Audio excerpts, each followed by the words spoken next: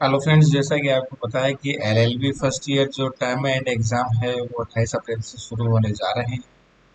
और इसी साल से जो एलएलबी के जो एग्जाम का पैटर्न है वो चेंज हो गया है। पहले एनुअली एक ही बार एग्जाम लगते थे, एंड टर्म एग्जाम लगता था। अब 2 सेमेस्टर में डिवाइड हो गया है। तो फर्स्ट सेमेस्टर का जो एंड टर्म एग्जाम है वो 28 अप्रैल से शुरू हो रहा है, जो 10 मई तक चलेगा। तो एग्जाम प्रिपरेशन को लेकर जो फास्ट ईयर के जो पिछले साल के जो एग्जाम के पेपर हैं उनका सॉल्यूशन कर लेते हैं। और साथ में ही जो उसके जो इस साल जो एग्जाम का पेपर लगने वाला है उसकी भी तैयारी करेंगे, उसको भी समझेंगे किस तरीके के क्वेश्चन आएंगे और किस तरीके से अपने को पढ़ाई करनी है, तैयारी करनी है। तो सबसे पहले शुरुआत करते हैं। पहला पेपर 28 अप्रैल को law of torts and consumer protection and motor vehicle act का होगा। तो शुरुआत इसी से करते हैं। तो ये 2023-24 का पेपर है जो law of torts and consumer protection का था। इसमें इस बार ये पहले दो ही टॉपिक इसमें थे, law of torts and consumer protection act. इस बार इसमें मोटर व्हीकल एक्ट भी ऐड हुआ है। टोटल इसमें 6 सब्जेक्ट, एक सेमेस्टर में 6 सब्जेक्ट का पेपर होगा।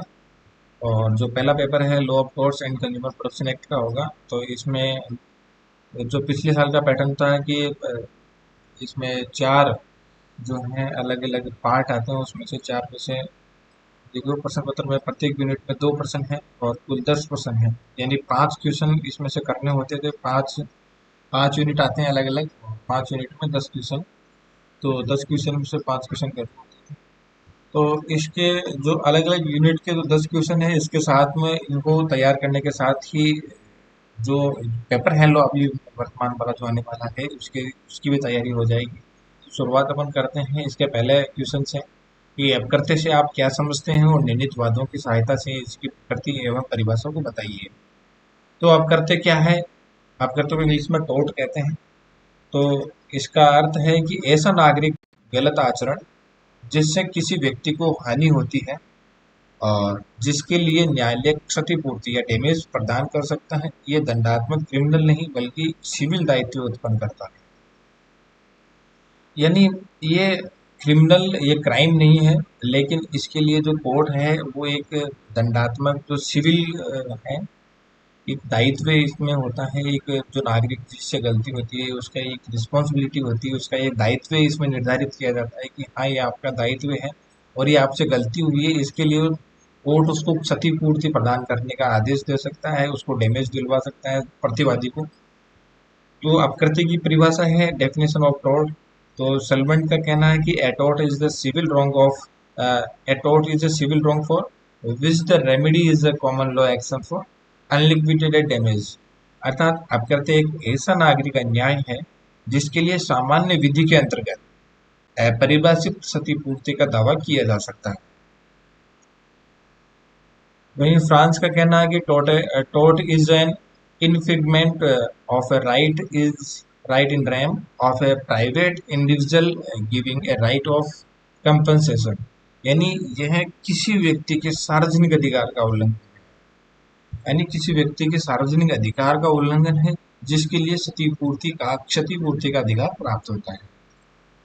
यानी जो टोर्ट है किसी व्यक्ति के सार्वजनिक अधिकार का उल्लंघन है और इसके लिए क्षतिपूर्ति का अधिकार प्राप्त होता है। विनफील्ड का कहना है कि tortious is the liability arises from the branch of a duty primarily fixed by the law। अर्थात अपकृत्य में दायित्व उस कर्तव्य के उल्लंघन से उत्पन्न होता है जो विधि द्वारा स्थापित होता है।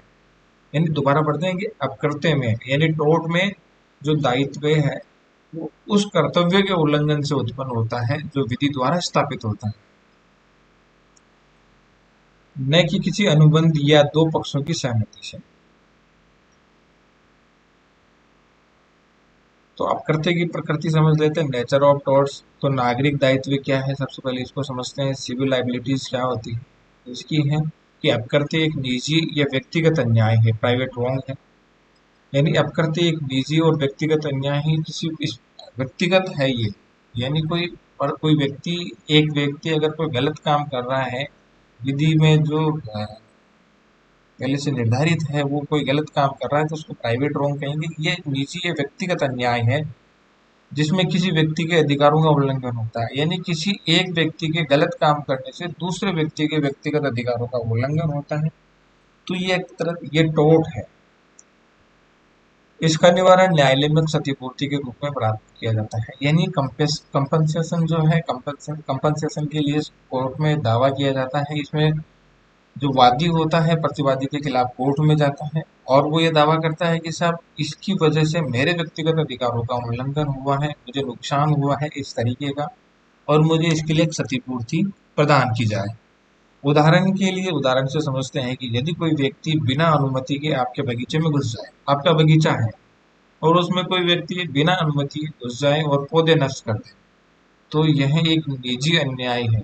आप उसके खिलाफ दीवानी वाद यानी सिविल सूट दायर करके हर्जाना मांग सकते हैं। इसमें राज्य का दंडात्मक हस्तक्षेप नहीं होता, बल्कि पीड़ित व्यक्ति खुद आरोपी से न्याय की मांग करता है। नेक्स्ट है, इसमें समझेंगे कि विधि द्वारा उत्पन्न कर्तव्य, ये ड्यूटी इम्पोज्ड बाय लॉ। विधि द्वारा जो कर्तव्य है वो क्या है। तो अब कर्तव्य में जो कर्तव्य होता है वह किसी अनुबंध से उत्पन्न नहीं होता, यानी किसी जो इसमें जो टोर्ट में जो कर्तव्य है, जो टोर्ट के अंदर जो ड्यूटीज होती है वो किसी अनुबंध या कॉन्ट्रैक्ट के तहत नहीं होती है, बल्कि स्वयं वह कर्तव्य निर्धारित करता है। बल्कि जो कानून होता है स्वयं कर्तव्य निर्धारित करता है। यानी जो टोर्ट के अंदर ये जो ड्यूटी होती है, कर्तव्य होता है आदमी का, किसी कॉन्ट्रैक्ट, जो कॉन्ट्रैक्ट एक्ट है कि एक अनुबंध नहीं होता है कि 500 रुपए के स्टाम्प पे लिया और फिर ये मेरी ड्यूटीज है, ऐसा नहीं। ये कानून स्वयं कर्तव्य निर्धारित करता है। कानून के सामने जब वादी जाता है मामले को लेकर, तो वो उस मामले को सुनकर और उसको स्वयं निर्धारित करता है कि क्या किसी कर्तव्य का उल्लंघन हुआ है, या किसी के कर्तव्य की किसी कर्तव्य की अनदेखी की वजह से किसी के अधिकारों का उल्लंघन हुआ है, किसी ने कर्तव्य की अनदेखी की है।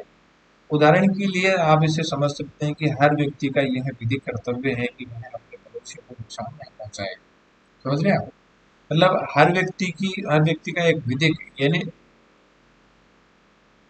लॉ के अनुसार ड्यूटी है कि वह अपने पड़ोसियों को नुकसान नहीं पहुंचाए। यदि कोई दुकानदार खराब सामान बेचता है और उससे ग्राहक बीमार हो जाए, तो वह अपकर्त्य का दोषी है, भले ही उनके बीच कोई अनुबंध ना हुआ हो। भले ही उनके बीच कोई अनुबंध ना हुआ हो, जैसे मान लीजिए दुकानदार है, तो दुकानदार से सामान खरीद लिया, अब उस सामान से वह बीमार होता है तो वह अपकर्त्य का दोषी है। भले ही वह ये कहा, दुकानदार कोर्ट में ये कह सकता है कि मैंने इससे कोई कॉन्ट्रैक्ट नहीं किया था, कि मैंने इसको नहीं कहा कि मेरे पास ही सामान लेने के लिए आ, लेकिन ये टोर्ट टोर्ट में वो दोषी है कि आपने अनुबंध नहीं किया उससे कि आप मेरे पास सामान लेने आई है, लेकिन उसने आपसे सामान खरीदा है तो आपकी ड्यूटी थी कि आपसे सही सामान बेचे।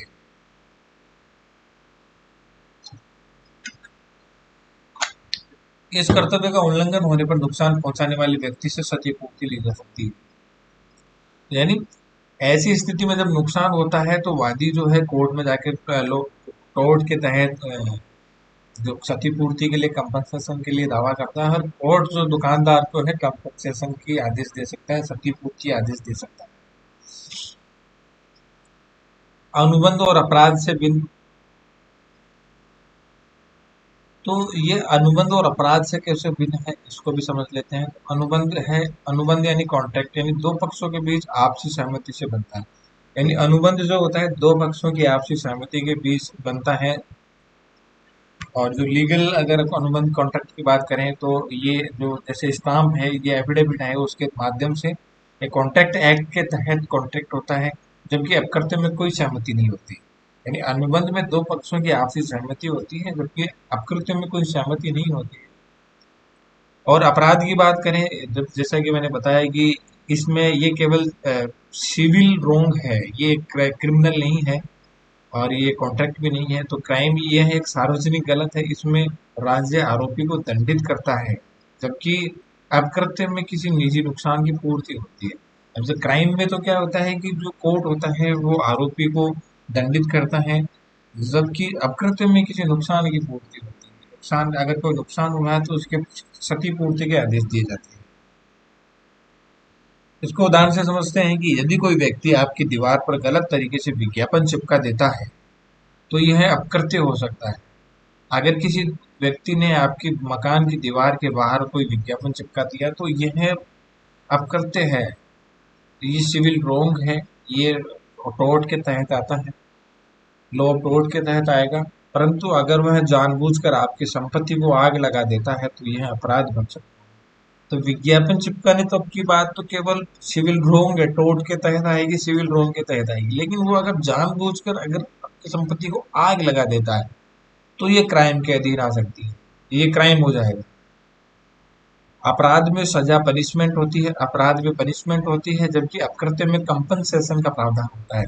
यानी अपराध में तो जो कोर्ट है वो पनिशमेंट का प्रावधान होता है, और दंड दंड और पनिशमेंट का यानी आर्थिक हो सकता है और फिजिकली हो सकता है, जेल हो सकती है, इस तरीके का प्रावधान होता है। जबकि अपकृत्य में क्षतिपूर्ति का प्रावधान होता है, यानी किसी को नुकसान हुआ है तो कोर्ट उसको आदेश देती है कि आप इस नुकसान की भरपाई करें, यानी वह पहले जिस स्थिति में होता है उसको उसी स्थिति में लाया जाए। यानी किसी के मान लो कि चोट लगी है, चोट अंगुली कट गई, तो अंगुली कट गई तो ये उसी स्थिति में तो नहीं आ सकता, लेकिन इसकी क्षतिपूर्ति करके कि हाँ इतना इसका नुकसान हुआ है इसकी वजह से और इसको इसकी पीड़ा हुई है, तो इस दर्द की वजह से इतना एक आइडियोलॉजी के हिसाब से उसको एक क्षतिपूर्ति प्रदान की जा सकती है कि हाँ इसका जो खर्चा हुआ है वो, और इसने जो दर्द इसने भोगा है अपना इस अंगुली कटने की वजह से, ये इसको एक कंपनसेशन के तौर पे लिया जाए, तो ताकि यह खुद को पहले वाली उस स्थिति में खुद को रियलाइज करें कि हाँ कोई बात नहीं कि अंगुली कट गई लेकिन ये मेरा खर्चा वापस मिल गया मुझे, और जो मैंने दर्द भोगा है उसका भी मुझे कंपनसेशन मिल गया। यानी पहले की स्थिति में उसको वापस लाने का प्रयास किया जाता है कंपनसेशन के माध्यम से। अब नुकसान का तत्व, आवश्यक तत्व है रिक्वायरमेंट ऑफ डैमेज। अब बात करते हैं नुकसान के तत्व की, तो अपकृत्य सिद्ध करने के लिए यह आवश्यक है कि पीड़ित को वास्तविक हानि, एक्चुअल डैमेज हुई हो, तो यह हानि शारीरिक, मानसिक, आर्थिक या सामाजिक प्रतिष्ठा की हो सकती है। उदाहरण से समझेंगे इसको कि किसी कार से टकराकर चोट लगना, ये शारीरिक हानि है। किसी की झूठी अफवाह फैलाकर उसकी बदनामी करना, ये मानसिक प्रतिष्ठा की हानि है। किसी का व्यावसायिक रहस्य चुराकर नुकसान पहुंचाना, ये आर्थिक हानि है। यदि नुकसान सिद्ध नहीं होता है तो अपकृत्य का दावा भी असफल होता है। यानी आपको अपकृत्य का दावा करना है, आप जिस भी अपकृत्य का दावा कर रहे हैं तो आपको उसको सिद्ध करना होगा, यानी जो सबूतों का भार है वो आपके ऊपर रहेगा। अगर आप शारीरिक हानि का जो दावा कर रहे हैं अपकृत्य का, डैमेज के लिए, कंपनसेशन के लिए, तो आपको उसको सिद्ध करना पड़ेगा। अपकृत्य एक ऐसा कानूनी तंत्र है जो व्यक्ति की प्रतिष्ठा, संपत्ति और शारीरिक सुरक्षा की रक्षा करता है। इसकी प्रकृति निजी, नागरिक और विधि आधारित है, जो अनुबंध व आधार अपराध दोनों से भिन्न है और जिसमें नुकसान का प्रमाण आवश्यक होता है। यानी ये अपराध और अनुबंध से अलग है, और इसमें नुकसान का जो होता है उसका जो सबूत है, एविडेंस है, वो देना जरूरी होता है। और इसकी प्रकृति वो निजी, नागरिक और विधि आधारित होती है। निजी भी होती है, नागरिक भी होती है, यानी पब्लिक भी होती है, और विधि आधारित भी होती है।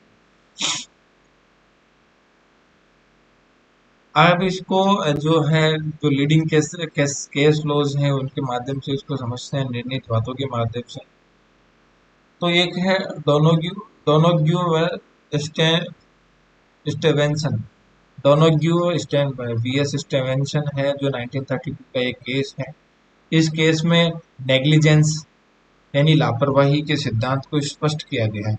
नेग्लिजेंस के जो सिद्धांत है उसको स्पष्ट किया गया। न्यायालय ने कहा कि प्रत्येक व्यक्ति का यह दायित्व है कि वह अपने पड़ोसी को नुकसान न पहुंचाए। इस केस से ड्यूटी ऑफ केयर की अवधारणा विकसित हुई।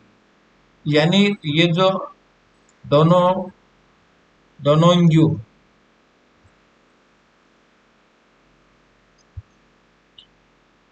डोनोग्यू डोनोग्यू एंड स्टेवेंसन जो है, इससे ये निर्धारित किया गया कोर्ट की तरफ से कि ड्यूटी ऑफ केयर आपकी, यानी आपकी ड्यूटी है कि आप बिल्कुल अलर्ट रहें, आप नुकसान के ड्यूटी ऑफ केयर का सिद्धांत, यानी आपकी ड्यूटी है कि आप अलर्ट रहें, आपकी वजह से किसी को नुकसान न पहुंचे, आपके पड़ोसी को नुकसान नहीं पहुंचे, आपके पास में बैठने वाले को नुकसान नहीं पहुंचे।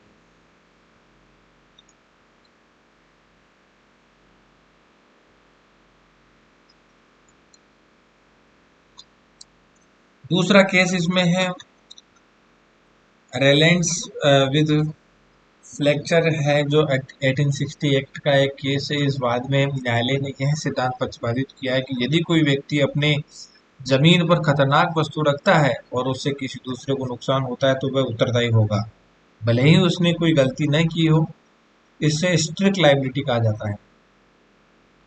तो अंततः अपकृत्य एक ऐसा असंवैधानिक नागरिक अन्याय है जिसमें एक व्यक्ति के कार्य से दूसरे को हानि पहुंचती है, यानी किसी एक व्यक्ति की एक्टिविटी से या किसी कार्य से किसी दूसरे व्यक्ति को हानि पहुंचती है, जिसके लिए हानि पहुंचाने वाले से क्षतिपूर्ति प्राप्त की जा सकती है। जो हानि पहुंचाने वाले हैं उससे क्षतिपूर्ति प्राप्त की जा सकती है, उससे कंपनसेशन के लिए कंपनसेशन प्राप्त किया जा सकता है। यह विधि द्वारा उत्पन्न कर्तव्य का उल्लंघन होता है, न कि किसी अनुबंध का। यह विधि द्वारा उत्पन्न जो लॉ द्वारा उत्पन्न जो ड्यूटी है उसका उल्लंघन होता है। दो ड्यूटीज का उल्लंघन है ये, किसी कॉन्ट्रैक्ट का नहीं है। विधि विभिन्न वादों ने इसकी सीमाएं, सिद्धांत और व्याख्या को स्पष्ट किया है।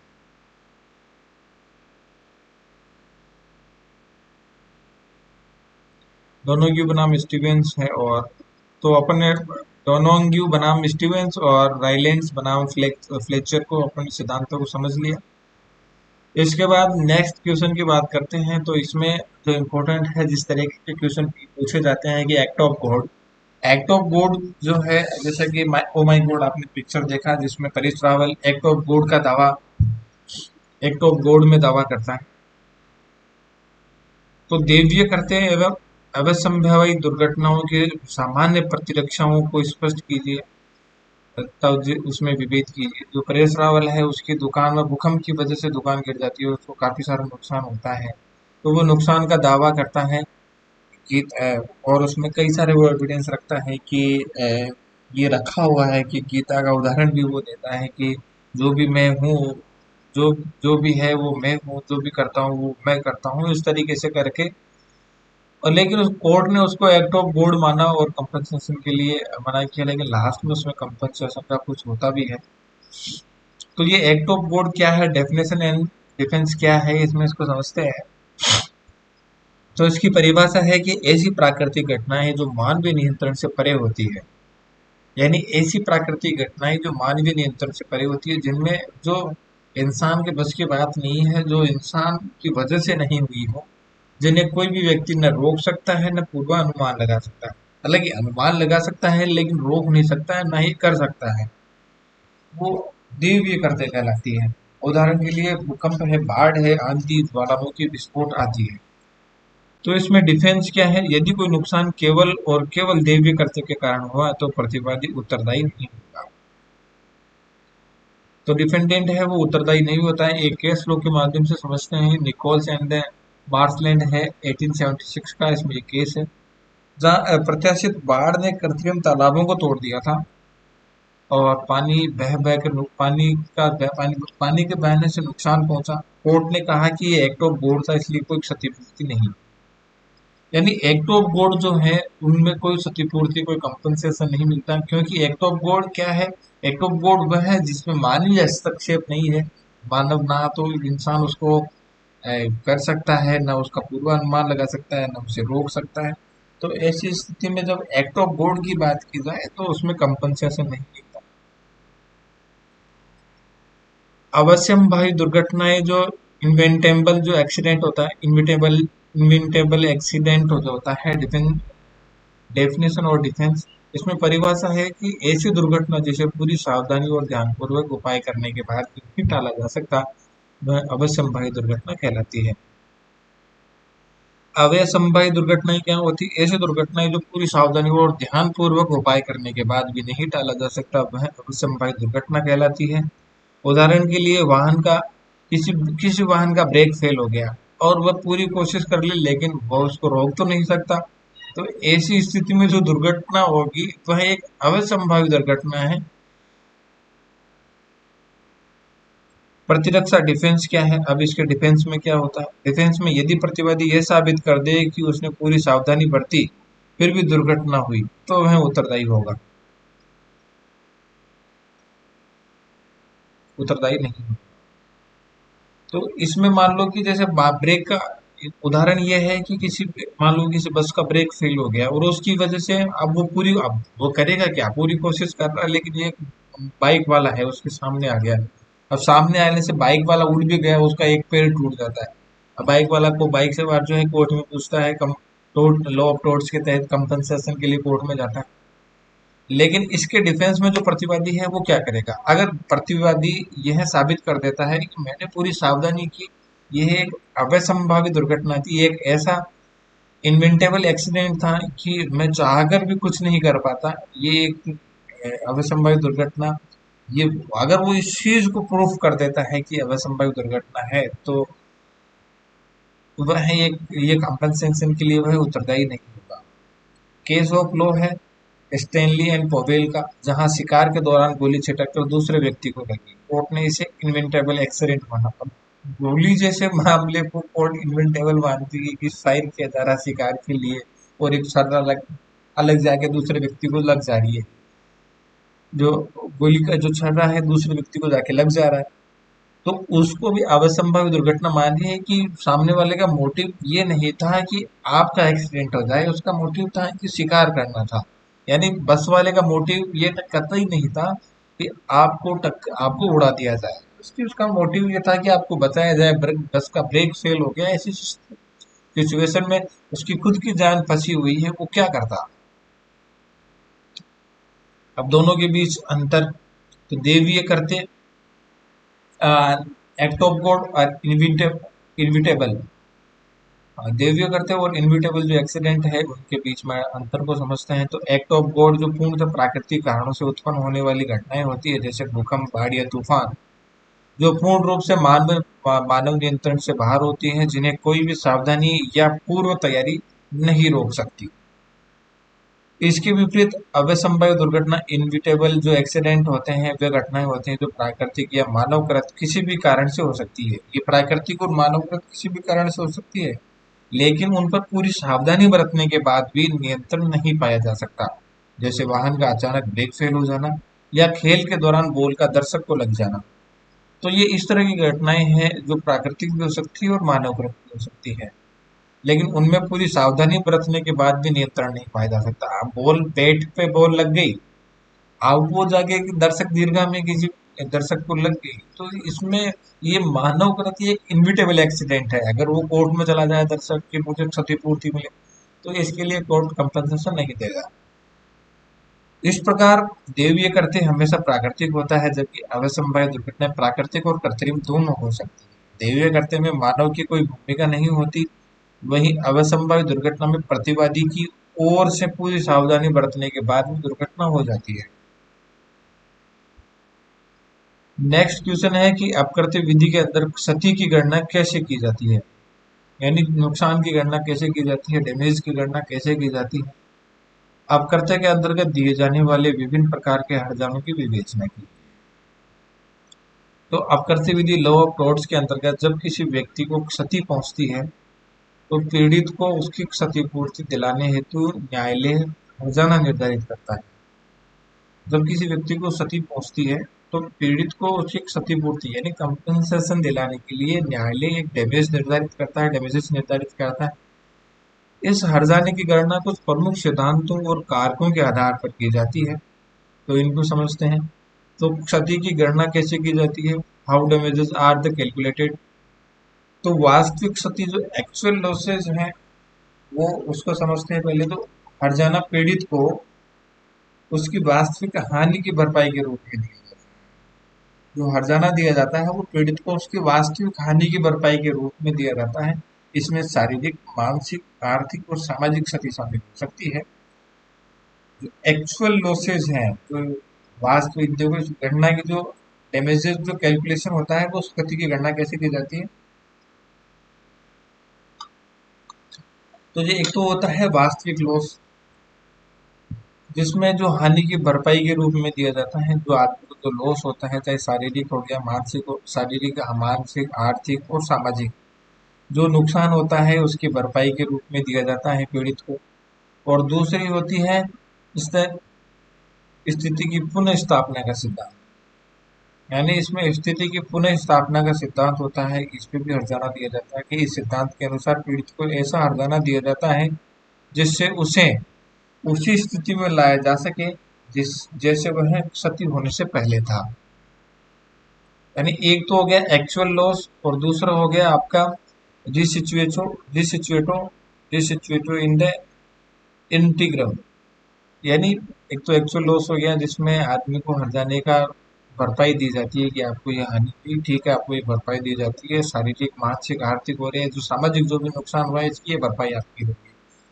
जो दूसरी पुनः स्थिति वाला सिद्धांत है वो ऐसे होता है कि पीड़ित को ऐसा हर्जाना दिया जाता है जिससे वो नुकसान से पहले की जो जिस स्थिति में था, अगर भरपाई के बाद में वो वापस उसी स्थिति में आ जाए, तो ये सिद्धांत काम किया जाता है। तीसरा सिद्धांत है पूर्व नियोजित लाभ की हानि, यानी लॉस ऑफ फ्यूचर अर्निंग्स। यानी यदि पीड़ित भविष्य में कमाई करने में असक्षम हो गया तो उसकी अनुमानित आय को भी क्षति के रूप में जोड़ा जाता है। यानी कोई कमाने वाला व्यक्ति है और किसी के नुकसान की वजह से वह भविष्य में कमाई करने से वंचित हो गया, तो उसको कैलकुलेट करके और उसको क्षतिपूर्ति के रूप में दिया जाता है। तो लॉस ऑफ फ्यूचर अर्निंग्स। दूसरा सिद्धांत काम करता है लॉस ऑफ फ्यूचर अर्निंग्स के रूप में।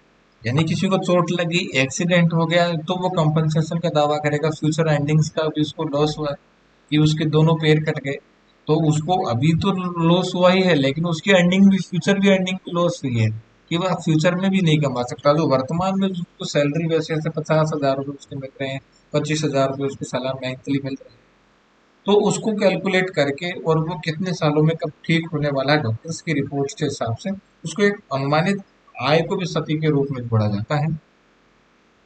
दूसरा है पेन एंड सफरिंग, तो शारीरिक एवं मानसिक पीड़ा। तो इसमें शारीरिक तनाव, दुख, अपमान आदि के लिए भी हर्जाना दिया जाता है। तो पेन और सफरिंग के लिए भी हर्जाना दिया जाता है।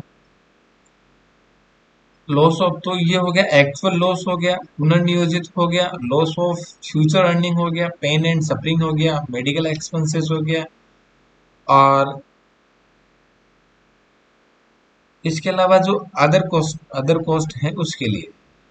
तो ये लॉस ऑफ फ्यूचर तक समझ लिया। इसके बाद पेन एंड सफरिंग अपने बात कर ली। इसके बाद अपन मेडिकल एक्सपेंसेस की बात करते हैं।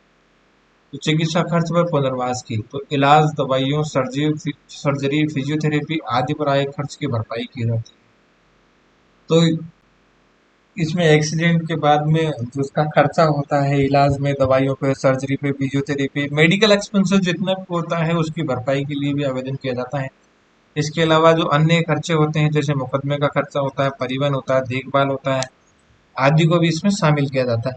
क्योंकि ये सब चीजें प्रतिवादी की वजह से वादी को भुगतनी पड़ रही है, तो इन सब चीजों को कैलकुलेट किया जाता है। जो क्षति की गणना की जाती है इन तरीकों से की जाती है कि एक तो वास्तविक क्षति, उसको एक्चुअल में कितना लॉस हुआ है उसका ज्ञान आकलन किया जाता है।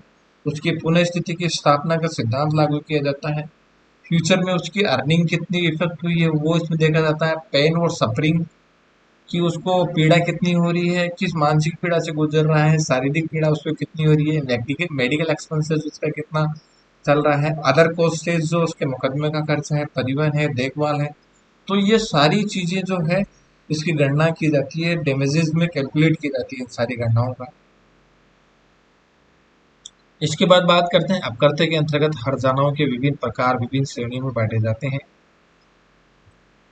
जिसका उद्देश्य पीड़ित को न्याय संगत क्षतिपूर्ति प्रदान करना होता है। पहला प्रकार है वास्तविक हर्जाना, एक्चुअल डैमेजेस होता है, जो आर्थिक और गैर आर्थिक हानियों की पूर्ति के लिए दिया जाता है। जो बात कर चुके वही है कि एक्चुअल डैमेजेस जो होता है आर्थिक और गैर आर्थिक हानियों की पूर्ति के लिए दिया जाता है, जैसे कि आय की हानि, शारीरिक पीड़ा और मानसिक तनाव। जैसे आय की हानि हो गई उसको है ना, शारीरिक पीड़ा हो गया, मानसिक तनाव हो गया, तो ऐसे के लिए वास्तविक हर्जाना दिया जाता है। दूसरा प्रकार है विशिष्ट हर्जाना। तो स्पेशल डैमेजेस होता है जो मुकदमा दायर करने से पूर्व हुई क्षति के लिए होता है। जो स्पेशल डैमेजेस होता है मुकदमा दायर करने से पहले जो उसको हानि होती है उसके लिए दिया जाता है, जिसमें साक्ष्यों के माध्यम से सिद्ध करना आवश्यक होता है। जो स्पेशल डैमेजेस होता है ये मुकदमा दायर करने से पहले जो पूर्व क्षति होती है उसके लिए दायर किया जाता है, लेकिन उसमें साक्ष्यों के माध्यम से उस डैमेजेस को प्रूव करना होता है। इसके विपरीत सामान्य हर्जाना होता है, जनरल डैमेजेस होते हैं। ऐसी क्षति के लिए दिया जाता है जिसे सीधे सीधे साबित नहीं किया जा सकता, जैसे मानसिक कष्ट है और सामाजिक प्रतिष्ठा में जो गिरावट हुई है। जो जनरल डैमेजेस होते हैं जैसे मानसिक कष्ट हुआ उसको, और सामाजिक प्रतिष्ठा सोशल उसकी जो प्रतिष्ठा है वो डैमेज हो गई, तो इसको प्रूव नहीं किया जा सकता, लेकिन इसलिए जनरल डैमेजेस में होते हैं। इसके अलावा प्रतिवादी का आचरण अत्यंत आपत्तिजनक या समाज विरोधी होता है, तब दंडात्मक हर्जाना दिया जाता है, यानी उसे दंड मिले और समाज में चेतावनी जाए। यानी प्रतिवादी का आचरण अत्यंत आपत्तिजनक जब होता है और समाज विरोधी होता है तो उसको दंडात्मक हर्जाना दिया जाता है और उसे एक सोशल मैसेज देने का प्रयास किया जाता है कोर्ट द्वारा। वहीं नामात्र का हर्जाना होता है, नॉमिनल डैमेजेस, तब दिया जाता है जब विधिक अधिकार का उल्लंघन हुआ। नामात्र का हर्जाना तब लगाया जाता है, ये 1 रुपए का भी लगाया जा सकता है नॉमिनल। कई बार हुआ है, एक केस हुआ था जिसमें 1 रुपए का हर्जाना लगाया गया था, मुझे याद नहीं आ रहा, राहुल गांधी पे लगा था शायद। ये वो नॉमिनल डैमेज था कि नाममात्र का हर्जाना तब दिया जाता है जो विधिक अधिकार का उल्लंघन हुआ हो लेकिन कोई वास्तविक क्षति नहीं हुई हो, और इस स्थिति में बहुत कम राशि जैसे आरएस 1 रुपए का हर्जाना भी हो सकता है। तो नाम मात्र का हर्जाना नॉमिनल डैमेजेस समझ गए, तब नाम नॉमिनल डैमेजेस तब लगाया जाता है जब उसको किसी को वास्तविक हानि नहीं हुई हो लेकिन विधिक अधिकार का उल्लंघन हुआ। अंततः संभावित हर्जाना जो प्रोस्पेक्टिव डैमेजेस हैं वो भविष्य में होने वाली हानि के अनुमान के आधार पर प्रदान किया जाता है। संभावित जो प्रोस्पेक्टिव जो डैमेजेस है भविष्य में आने होने वाली हानि के आधार पर दिया जाता है। ये सभी प्रकार मिलकर अपकृत्य विधि के अंतर्गत क्षतिपूर्ति की व्यवस्था को संतुलित और न्यायपूर्ण बनाते हैं। इस प्रकार अपकृत्य की विधि में क्षति की गणना और हर्जाने का निर्धारण एक व्यापक प्रक्रिया है जो विभिन्न प्रकार के कारकों और परिस्थितियों को ध्यान में रखते हुए की जाती है। इस प्रक्रिया न केवल पीड़ित को उचित मुआवजा करने का लक्ष्य रखती है बल्कि समाज में न्याय निष्पक्षता की स्थापना में भी महत्वपूर्ण भूमिका निभाती है। नेक्स्ट बात करते हैं कि विधि हर उस चीज को ध्यान में रखता है जो दोषपूर्ण कृत्य के बाद होती है। विधि हर उस चीज को ध्यान में रखता है जो दोषपूर्ण कृत्य के बाद में होती है। किसी भी घटना के तात्कालिक और दूरवर्ती कारण को ध्यान में नहीं रखा जाता। सती की दूरस्थता के नियमों की विवेचना कीजिए। तो सती की जो दूरस्थता के नियमों की विवेचना रूल ऑफ रिमो रिमोटनेस रिमोटनेस ऑफ डैमेजेस, तो अपकृत्य के अंतर्गत क्षतिपूर्ति देते हुए समय यह देखा जाता है कि जो क्षति हुई है वह उस कर्त्य की सीधी और प्रत्यक्ष परिणति direct and the natural consequence है या नहीं है।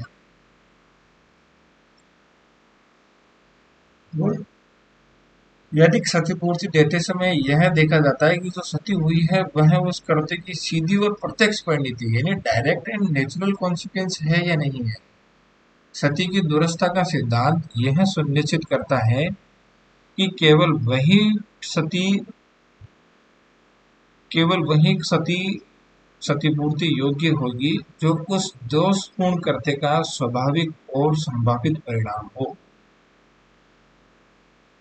इस नियम के अनुसार तात्कालिक और दूरवर्ती कारणों को महत्व नहीं दिया जाता बल्कि यह देखा जाता है कि किसी साधारण व्यक्ति की दृष्टि से वह क्षति अनुमान योग्य थी या नहीं। इसको आगे केस ऑफ लॉ से समझेंगे, लेकिन मैं इसको थोड़ा सा और बिल्कुल इजी गोइंग कर देता हूँ कि इस नियम के अनुसार मान लो कि किसी को नुकसान हुआ है, किसी को कोई डैमेजेस का दावा किसी ने किया है, क्षतिपूर्ति का दावा किया है, तो क्षतिपूर्ति योग्य होगी। यानी इस नियम के अनुसार तात्कालिक और दूरवर्ती कारणों को महत्व नहीं दिया जाता। यानी भविष्य में क्या होने वाला है और क्या हो सकता है, इनको महत्व नहीं दिया जाता। अभी वर्तमान में क्या हुआ है आप इसकी बात कीजिए। कोर्ट ये कहता है कि वर्तमान में अभी क्या हुआ है आपके साथ इसकी बात कीजिए, भविष्य में आपके साथ क्या होने वाला है, क्या हो सकता है, ये इसकी बात आप मत कीजिए। तो रूल ऑफ रिमोटनेस डैमेजेस जो है केवल वही क्षतिपूर्ति योग्य होगी जो उस दोषपूर्ण कृत्य का स्वाभाविक और संभावित परिणाम। यानी अगर मान लो कि क्षतिपूर्ति योग्य होगी जो उस दोषपूर्ण कृत्य का स्वाभाविक, यानी आप ये मान लो कि किसी को गाली निकालने से गुस्सा आना स्वाभाविक है। ये गाली निकालेंगे तो सामने वाले को गुस्सा आएगा, ये स्वाभाविक है। बिच्छू काट गया तो जहर से किसी आदमी की मौत हो गई, ये स्वाभाविक है। और संभावित परिणाम है बिच्छू काटने के बाद अ, किसी व्यक्ति की जहर से स्वाभाविक और संभावित मौत है। मौत जो परिणाम है वो मौत है। या किसी व्यक्ति ने किसी आदमी के सर में चोट मार दी, ठीक है, तो जो जहां से सर में चोट लगी वह एक स्वाभाविक और संभावित परिणाम है कि इस जगह जहां चोट लगी है इससे इसकी मानसिक स्थिति खराब हो गई। ये एक स्वाभाविक परिणाम है। और ये स्वाभाविक परिणाम किसके आधार पर तय किया जाता है? एक साधारण व्यक्ति की दृष्टि से कि यहाँ किसी के भी चोट लगे, किसी भी साधारण व्यक्ति के अगर शरीर के बिल्कुल बेड में चोट लगेगी तो उसकी मानसिक स्थिति खराब हो सकती है। यह जो परिणाम है स्वाभाविक है और संभावित है, तो ही उसको क्षतिपूर्ति मिलेगी।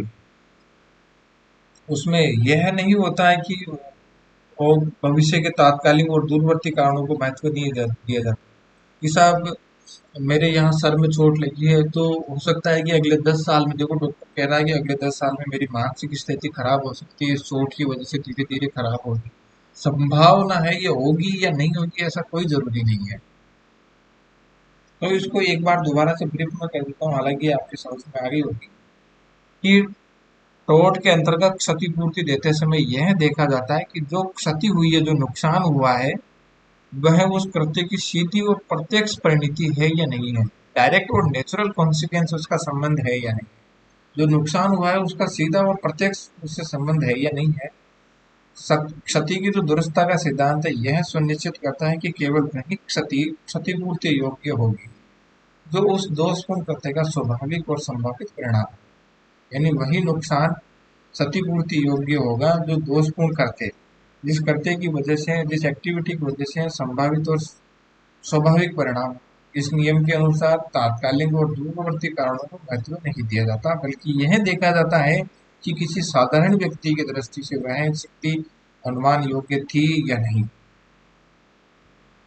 तो प्रत्यक्ष परिणाम का सिद्धांत क्या है? The rule of the direct consequence. इस सिद्धांत की प्रस्तावना प्रसिद्ध मामले the Polemis and the Furness and the and Co company corporation limited 1921 में हुई। इस केस में कहा गया है कि यदि प्रतिवादी के कर्तव्य से कोई क्षति हुई है, होती है, तो भले ही वह क्षति असामान्य हो, लेकिन यदि वह कृत्य का प्रत्यक्ष परिणाम है तो प्रतिवादी उत्तरदायी होगा। समझ गए? इसमें कंपनी ने कहा, इसमें कोर्ट ने कहा कि प्रतिवादी के कर्तव्य से कोई क्षति होती है तो भले ही वह क्षति असामान्य हो, लेकिन यदि वह कृत्य का प्रत्यक्ष परिणाम है तो प्रतिवादी उत्तरदायी होगा। यानी किसी भी नुकसान चाहे किसी भी लेवल का हो, किसी भी तरीके से हुआ हो, लेकिन उस कृत्य का वह प्रत्यक्ष परिणाम है, यानी उस कृत्य का प्रत्यक्ष परिणाम है। किसी भी आदमी कार्य का अगर कोई प्रत्यक्ष परिणाम है, उसका नुकसान प्रत्यक्ष रूप से हो रहा है तो प्रतिवादी इसके उत्तरदायी होगा। और द रूल ऑफ द फोरेंशियबिलिटी, तो पूर्व अनुमेयता का सिद्धांत क्या है? तो इस सिद्धांत को overseas tankship UK limited and the Morts dock and engineering और company limited the wagon mound 1961 का जो केस है इसे प्रतिपादित किया गया। इसमें यह निर्णित किया गया कि प्रतिवादी तभी उत्तरदायी होगा जब क्षति उस समय पूर्वानुमेय रही हो। अंडे के खोल का सिद्धांत, एक्सेल्स रूल्स क्या है? तो इस सिद्धांत के अनुसार प्रतिवादी को पीड़ित को जैसी भी हालत में पाया गया, प्रतिवादी को पीड़ित को, इसके अनुसार है कि प्रतिवादी को पीड़ित को जैसी भी हालत में पाया गया वैसी ही स्वीकार करना होगा। Take your victim as you find him, अर्थात यदि पीड़ित की स्थिति सामान्य से अधिक संवेदनशील थी और उसे उस संवेदनशीलता के कारण अधिक क्षति हुई है तो प्रतिवादी पूर्ण रूप से उत्तरदायी होगा। यानी प्रतिवादी को पीड़ित को जैसी भी हालत में पाया गया वैसी ही स्वीकार करना होगा। तो इसमें take your victim as your find him का सिद्धांत इसमें यह है कि अर्थात यदि पीड़ित किसी सामान्य स्थिति से अधिक संवेदनशील थी, पीड़ित की स्थिति सामान्य से अधिक संवेदनशील थी और उसे उस संवेदनशीलता के कारण अधिक क्षति हुई है तो प्रतिवादी पूर्ण रूप से उत्तरदायी होगा। यानी एक सेल वाला सिद्धांत भी इसमें काम करता है और इसमें ये वाला सिद्धांत भी इसमें काम कर रहा है कि रिमोटनेस नेमेसिस वाला। अतः सत्य की दूरस्थता का जो सिद्धांत होता है यह सुनिश्चित करता है कि न्याय केवल सत्य के होने मात्र पर नहीं बल्कि उस सत्य की निकटता और पूर्व अनुमेयता पर आधारित हो। न्यायालय इन नियमों के अनुसार यह तय करता है कि किस सीमा तक प्रतिवादी को क्षतिपूर्ति देनी चाहिए। इससे न्यायिक प्रणाली में उत्तरदायित्व की सीमा तय करने में मदद मिलती है। सत्य की दुरुस्ता का सिद्धांत यह सुनिश्चित करता है कि न्याय केवल सत्य होने मात्र पर नहीं बल्कि सत्य की निकटता और पूर्व अनुमेयता पर आधारित हो। न्यायालय इस नियम के अनुसार यह तय करता है कि किस सीमा पर प्रतिवादी को क्षतिपूर्ति देनी चाहिए। इससे न्यायिक प्रणाली में उत्तरदायित्व की सीमा तय करने में मदद मिलती है। तो नेक्स्ट है न्यूसेंस, यानी न्यूसेंस उपताप में अपकर्तव्य में हस्तक्षेप सर्वान होना चाहिए। तो सुसंगत निर्गम जो विधि की सहायता से विवेचन कीजिए। तो इसमें मोस्ट तो ये है कि जो ये क्रिटिकल जो वर्ड है इनको जब अपन समझ लेंगे तो जो सारी चीजें बिल्कुल आसान हो जाएगी। आप करते हैं हस्तक्षेप सर्वान सुसंगत निर्गम विधि जो ऐसे उपताप इन चीजों को जब बिल्कुल क्लियर हो जाएगी तो ये बिल्कुल आसान हो जाएगी चीजें। तो न्यूसेंस ये होता है कि कोई भी गलत काम जिससे दूसरों को नुकसान पहुंच रहा है कोई भी ऐसा। तो न्यूसेंस उपताप एक ऐसा अपकृत्य है टोट है जिसमें किसी व्यक्ति की संपत्ति के शांतिपूर्ण उपयोग या आनंद में अनुचित हस्तक्षेप होता है।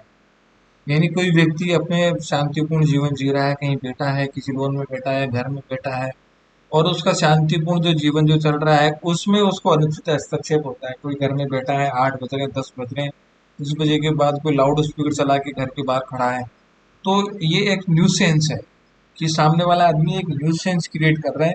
तो ये एक ऐसा टोट है जिसमें आदमी कोर्ट में जाकर उसके लिए क्षतिपूर्ति का दावा कर सकता है। ये गंभीर और बारंबार हो तो जिसमें व्यक्ति की संपत्ति के शांतिपूर्ण उपयोग या आनंद में अनुचित हस्तक्षेप होता है। यह हस्तक्षेप तभी न्यूसेंस के अंतर्गत उत्तरदायित्व को जन्म देता है जब वह सर्वान यानी सब्सटेंशियल हो अर्थात इतना गंभीर और बारंबार हो कि वह व्यक्ति के सामान्य जीवन और संपत्ति के उपयोग में बाधा उत्पन्न करे। ये तो जो न्यूसेंस होता है न्यूसेंस के अंतर्गत उत्तरदायित्व को जन्म देता है। यह है हस्तक्षेप तभी न्यूसेंस के अंतर्गत। ये जो हस्तक्षेप है हस्तक्षेप सर्वान होना चाहिए। जो सर्वान का जो हस्तक्षेप है सब्सटेंशियल वाला ये अपकर्त्य के अंदर तभी जन्म देता है जब वह सब्सटेंशियल हो अर्थात इतना गंभीर और बारंबार हो कि वह व्यक्ति के सामान्य जीवन और संपत्ति के उपयोग को बाधा उत्पन्न कर दे। तो इसको एक बार दोबारा पढ़ लेते हैं कि न्यूसेंस एक ऐसा अपकर्त्य टोट है जिसमें किसी व्यक्ति की संपत्ति के शांतिपूर्ण उपयोग या आनंद में अनुचित हस्तक्षेप होता है। यानी किसी व्यक्ति की संपत्ति है, प्राइवेट प्रॉपर्टी है, वहां बैठा है और कोई दूसरा आदमी अगर उसको डिस्टर्ब करता है, न्यूसेंस क्रिएट करता है, उसके शांतिपूर्ण संपत्ति के शांतिपूर्ण उपयोग में खलल करता है, हस्तक्षेप करता है तो यह न्यूसेंस है। यह हस्तक्षेप तभी न्यूसेंस के अंतर्गत उत्तरदायित्व को जन्म देता है। यह हस्तक्षेप न्यूसेंस के अंतर्गत उत्तरदायित्व को जन्म देता है जब वह सर्वान हो यानी वह सब्सटेंशियल हो। सब्सटेंशियल का मतलब होता है कि वह इतना गंभीर और बारंबार हो कि वह व्यक्ति के सामान्य जीवन या संपत्ति के उपयोग में बाधा उत्पन्न करते हैं। अब हस्तक्षेप सर्वनाम होना चाहिए का अर्थ क्या है, इसको समझते हैं कि इस सिद्धांत के अनुसार न्यूसेंस का दावा केवल तभी सफल होता है जब हस्तक्षेप महत्वपूर्ण, लगातार, तथ्यात्मक रूप से नुकसानदायक हो। यानी आप न्यूसेंस का दावा तभी सफल हो सकता है, न्यूसेंस का दावा तभी कर सकते हो जब हस्तक्षेप महत्वपूर्ण, लगातार और तथ्यात्मक रूप से नुकसानदायक हो। यानी हस्तक्षेप महत्वपूर्ण होना चाहिए, दूसरी प्रतिवादी की तरफ से लगातार होना चाहिए और तथ्यात्मक रूप से वह नुकसानदायक होना चाहिए। ऐसा नहीं कि मैंने कह दिया कि सब मेरे लिए नुकसानदायक है, नहीं। आपको तथ्यात्मक रूप से उसको स्पष्ट करना होगा कि नुकसानदायक है। यानी स्पीकर बज रहा है तो उसका एक डेसिबल होता है कि जो डेसिबल के बाद में ये है एक नुकसानदायक स्थिति होती है। तो उसको आपको ये तय करना, बताना पड़ेगा कि इस डेसिबल पे ये साउंड बज रहा था, ये देखो ये रिकॉर्डिंग है, इस रिकॉर्डिंग पे आप सुन सकते हैं कि इसकी जो जो साउंड डेसिबिलिटी है वो सामान्य से ज्यादा है, तो ये नुकसानदायक है। यानी एक तथ्यात्मक रिपोर्ट आपको सबमिट करनी पड़ेगी। केवल अस्थायी, तुच्छ या क्षणिक असुविधा या व्यक्तिगत संवेदनशीलता के आधार पर उत्पन्न कष्ट न्यूसेंस नहीं माना जाएगा। केवल अस्थायी, तुच्छ या क्षणिक असुविधा या व्यक्तिगत असंवेदनशीलता के आधार पर उत्पन्न न्यूसेंस नहीं माना जाएगा। आप बाइक पर चल रहे, पीछे से किसी ने हॉर्न बजा दिया, तो यह तुच्छ और क्षणिक असुविधा है, व्यक्तिगत असंवेदनशीलता हो सकती है, तो इसको न्यूसेंस नहीं माना जाएगा। सुसंगत न्यायिक निर्णय, तो केस लॉज की सहायता से विवेचन। तो वॉल्टर एंड वीएस सेल्फी 1851 का जो केस है, इसमें न्यायालय ने कहा कि न्यूसेंस वह है जो सामान्य व्यक्ति के लिए असहनीय हो, न कि अत्यधिक संवेदनशील व्यक्ति के लिए। जो अत्यधिक संवेदनशील व्यक्ति के लिए जरूरी नहीं है। न्यूसेंस वह है जो बिल्कुल सामान्य व्यक्ति के लिए असहनीय हो। कोई अत्यधिक संवेदनशील व्यक्ति है, अगर वो ये कहे कि मेरे लिए ये असहनीय स्थिति है और उसको न्यूसेंस मानता है, तो यह जरूरी नहीं है। केवल जो आकलन किया जाता है न्यूसेंस का, वो सामान्य व्यक्ति के हिसाब से किया जाता है। इससे स्पष्ट होता है कि हस्तक्षेप तुच्छ या क्षणिक नहीं होना चाहिए और वह सामान्य व्यक्ति के हिसाब से उसका आकलन किया जाता है। तो एक और केस है, इसमें केस लो है राधेश्याम वीएस गौर प्रसाद है, 1978 का है। भारतीय मामला है। इस मामले में एक व्यक्ति ने अपने घर के पास एक ईंट भट्टा चलाया जिसमें धुआं, गर्मी और प्रदूषण फैलने लगा। न्यायालय ने इस एक सर्वमान्य, सब्सटेंशियल और असहनीय हस्तक्षेप मानते हुए न्यूसेंस माना और ईंट भट्टे को बंद करने का आदेश दिया। एक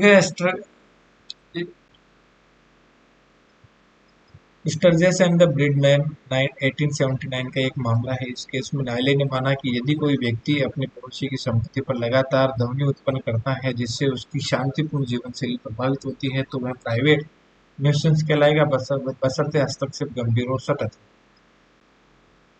तो अंततः हर क्वेश्चन में इस तरीके से पॉइंट बनाकर लिखेंगे तो जो एग्जामिनर है, जो जो भी कॉपी चेक करने वाले हैं, बिल्कुल आपके एग्जाम से, आपके आंसर से बिल्कुल प्रभावित होंगे और आपको बहुत अच्छे अंक मिलेंगे। और अंत में निष्कर्ष इस तरीके से लिखें कि न्यूसेंस के अंतर्गत हस्तक्षेप केवल तभी न्यायालयीय संज्ञान के योग्य होता है, यानी न्यूसेंस के अंतर्गत जो हस्तक्षेप है वो केवल तभी न्यायालय संज्ञान के योग्य होता है जब सर्वान हो, यानी तब वह सब्सटेंशियल हो, यानी ऐसा हस्तक्षेप जो किसी सामान्य व्यक्ति को असहनीय कष्ट पहुंचाए। यानी न्यूसेंस तभी न्यायालय के संज्ञान के योग्य होता है जब वह सब्सटेंशियल हो।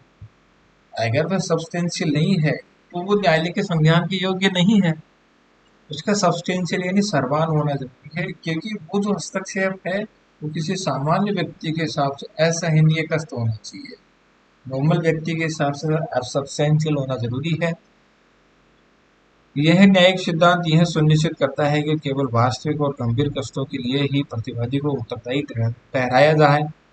वास्तविक और गंभीर कष्टों के लिए ही प्रतिवादी को उत्तरदायी ठहराया जाए, न कि सामान्य सामाजिक जीवन की अपरिहार्य असुविधाओं के लिए। इस प्रकार न्यूसेंस के लिए हस्तक्षेप का सर्वार होना आवश्यक है, अन्यथा वह अपकृत्य की श्रेणी में नहीं आएगा। यानी हस्तक्षेप का जो है न्यूसेंस के लिए, कोई भी न्यूसेंस के लिए हस्तक्षेप का जो है ना सब्सटेंशियल होना जरूरी है।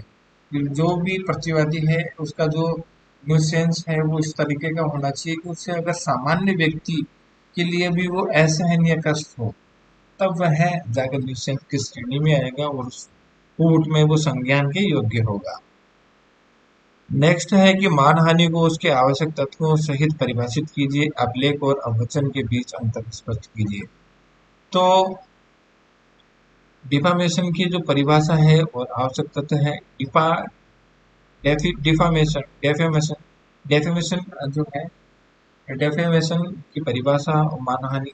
तो एक मानहानि एक ऐसा नागरिक अपकृत्य है, सिविल रोंग है, जिसमें किसी व्यक्ति की प्रतिष्ठा को ठेस पहुंचाने के लिए उसके विरुद्ध झूठा और अपमानजनक कथन किया जाता है, जिससे समाज में उस व्यक्ति की छवि को नुकसान पहुंचे। तो भारतीय दंड संहिता आईपीसी 1860 की धारा 499 के अनुसार, हालांकि आईपीसी की धारा को बीएनएस में से रिप्लेस कर दिया गया है 1860 को 2000 इसमें 2023 की बीएनएस में। तो जो आईपीसी की धारा 499 है उसको बीएनएस 2023 की धारा 356 सेक्शन में रिप्लेस किया गया। तो इसके तहत यह है कि जो भी व्यक्ति किसी व्यक्ति अन्य व्यक्ति के बारे में ऐसा कथन करता है या लिखता है या संकेत देता है या दृश्य के रूप में उसका प्रतिनिधित्व करता है जिसका उद्देश्य उस व्यक्ति की प्रतिष्ठा को नुकसान पहुंचाना है या जिससे उसकी प्रतिष्ठा को नुकसान पहुंच सकता है, तो वह मानहानि करता है।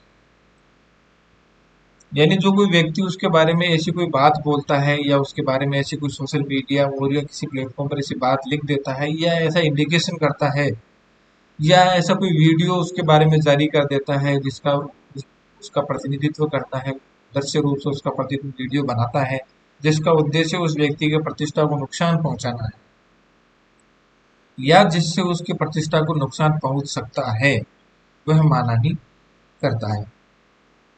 तो नए कानून में सामुदायिक सेवा की सजा का प्रावधान जोड़ा गया है। अपराध की जो गंभीरता के अनुसार 2 साल की कैद और जुर्माना दोनों का प्रावधान किया गया है।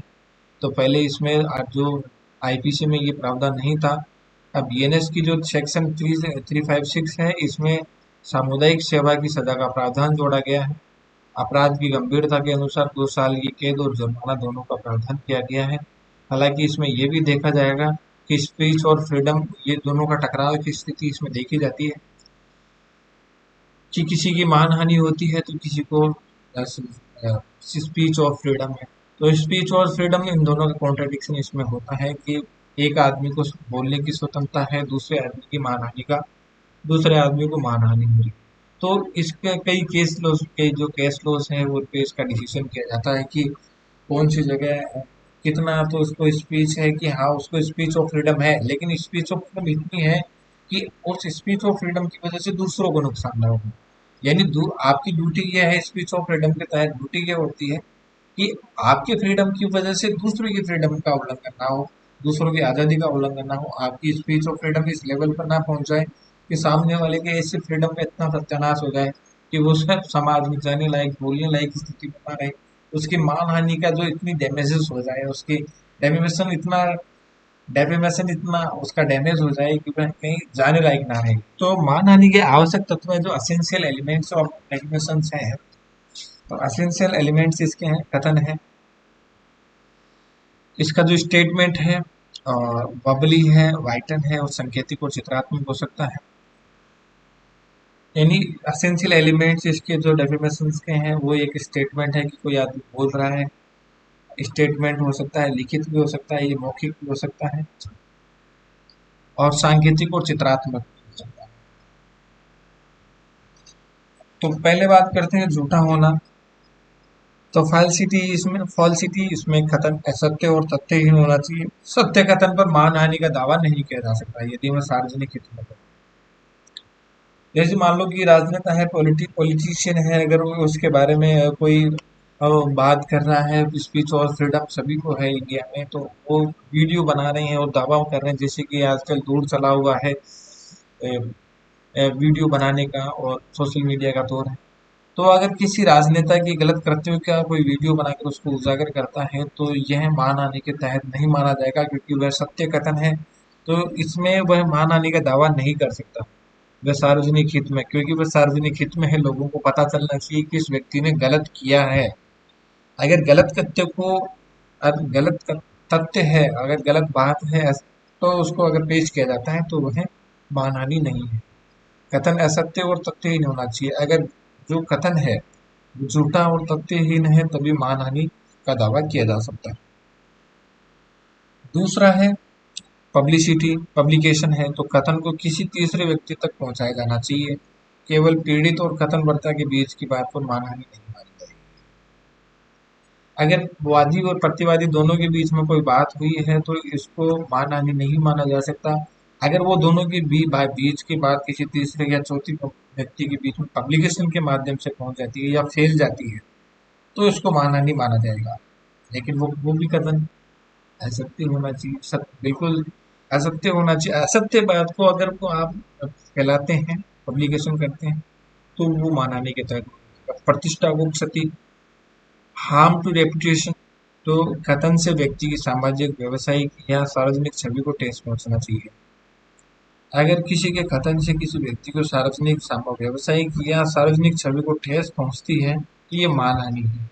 बशर्ते वह कथन, ये हर जगह लागू होगा कि वह कथन असत्य और तथ्यहीन होना चाहिए।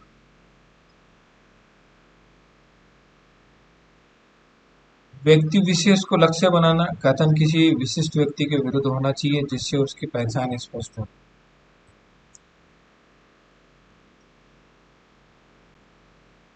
जैसे किसी के ऊपर आरोप लगा है, मान लो कि कोई क्रिमिनल केसेस है, इसको इस तरीके से समझ सकते हैं। कोई क्रिमिनल केसेस है और किसी के ऊपर आरोप लगा है तो जब आरोप लगने तक ये तय नहीं हो जाता कि सामने वाला दोषी है। दोष सिद्ध कोर्ट में जब न्याय की प्रक्रिया चलती है, हियरिंग की जो प्रिसीडिंग हियर की प्रक्रिया चलती है, प्रोसेस चलता है, उसके बाद कोर्ट तय करता है कि ये दोषी है, उसके बाद उसको सजा सुनाई जाती है। इससे पहले अगर कोई व्यक्ति उस आरोपी को दोषी सिद्ध करके उसकी पहचान को उजागर करता है या कोई ऐसा गंभीर कृत्य है जिसमें उसकी पहचान होने, उजागर होने से उसकी जो छवि है वो डैमेज हो सकती है, तो वह ये दावा कर सकता है कि ये तथ्यहीन है, अभी मैं आरोपी हूँ, मेरे आरोप सिद्ध नहीं हुए हैं और मेरी जो छवि है उसको डैमेज करने का प्रयास किया जा रहा है या प्रयास किया गया है। ये कोई यह कैसे दावा कर सकता है, कोई भी यह कैसे दावा कर सकता है कि मैं इस मामले में बिल्कुल दोषी हूँ, जब तक कोर्ट ये न कह दे कि यह इस मामले में दोषी है। तो इस प्रकार से किसी व्यक्ति की गंभीर कृत्य में, अपराध में सम्मिलित होने के आरोपों के बाद उसकी अगर पहचान उजागर करता है, उसकी पहचान को स्पष्ट करता है, तो वो प्रतिवादी के खिलाफ मानहानि का दावा कर सकते हैं। इसमें विशिष्ट व्यक्ति के विरुद्ध होना चाहिए, ये विशिष्ट व्यक्ति के विरुद्ध दावा होता है। तो अपलेख और अपवचन के बीच अंतर को प्रत्येक बिंदु को एक एक वाक्य में स्पष्ट किया गया है। उसको कहते हैं कि प्रकृति सब। तो अपलेख जो होता है लिखित, अपलेख को अपन बात कर, अपलेख लिखित रूप से की गई मानहानि होती है जबकि अपवचन मौखिक रूप से की गई मानहानि। अपलेख जो होता है वो लिखित रूप से होता है और अपवचन जो होता है मौखिक रूप से होता है। इनका रूप क्या होता है, तो अपलेख जो होता है स्थायी माध्यम जैसे लेख या चित्र में होता है और जबकि अपवचन स्थायी अस्थायी रूप से जैसे बातचीत या इशारों में।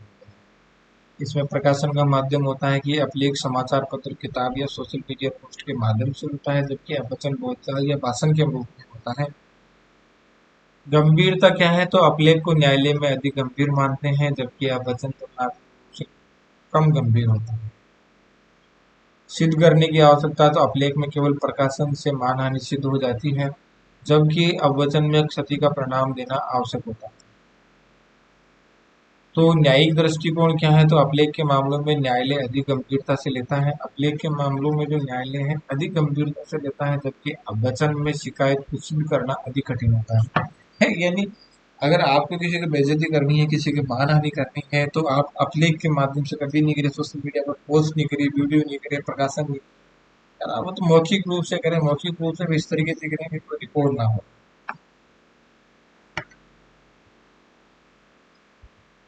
मानहानि एक ऐसा अपकृत्य है जो किसी भी व्यक्ति की प्रतिष्ठा को चोट पहुंचाने वाले असत्य कथन के माध्यम से किया जाता है। यह अपलेख और अपवचन मौखिक अस्थायी से रूपों में किया जाता है। हो सकती है अपलेख को न्यायालय में गंभीर माना जाता है जबकि इसकी जो प्रभाव और लंबे समय तक रहता है और ये व्यापक रूप से फैल सकता है। नेक्स्ट है योगदायी उपेक्षा से आप क्या तात्पर्य है। प्रासंगिक वादों का हवाला देते हुए योगदायी उपेक्षा के अपवादों की विवेचना कीजिए। तो योगदायी उपेक्षा क्या है? कॉन्ट्रीब्यूटरी जो नेग्लिजेंस है, कॉन्ट्रीब्यूटरी नेग्लिजेंस यानी योगदायी, यानी कॉन्ट्रीब्यूट जो नेग्लिजेंस है, लापरवाही है, जिसमें बहुत सारे लोगों का कॉन्ट्रीब्यूट है लापरवाही में, तो योगदायी उपेक्षा कॉन्ट्रीब्यूटरी नेग्लिजेंस से तात्पर्य उस स्थिति से है जब पीड़ित पैंटिक स्वयं की लापरवाही से अपनी क्षति के लिए आंशिक रूप से उत्तरदायी होता है।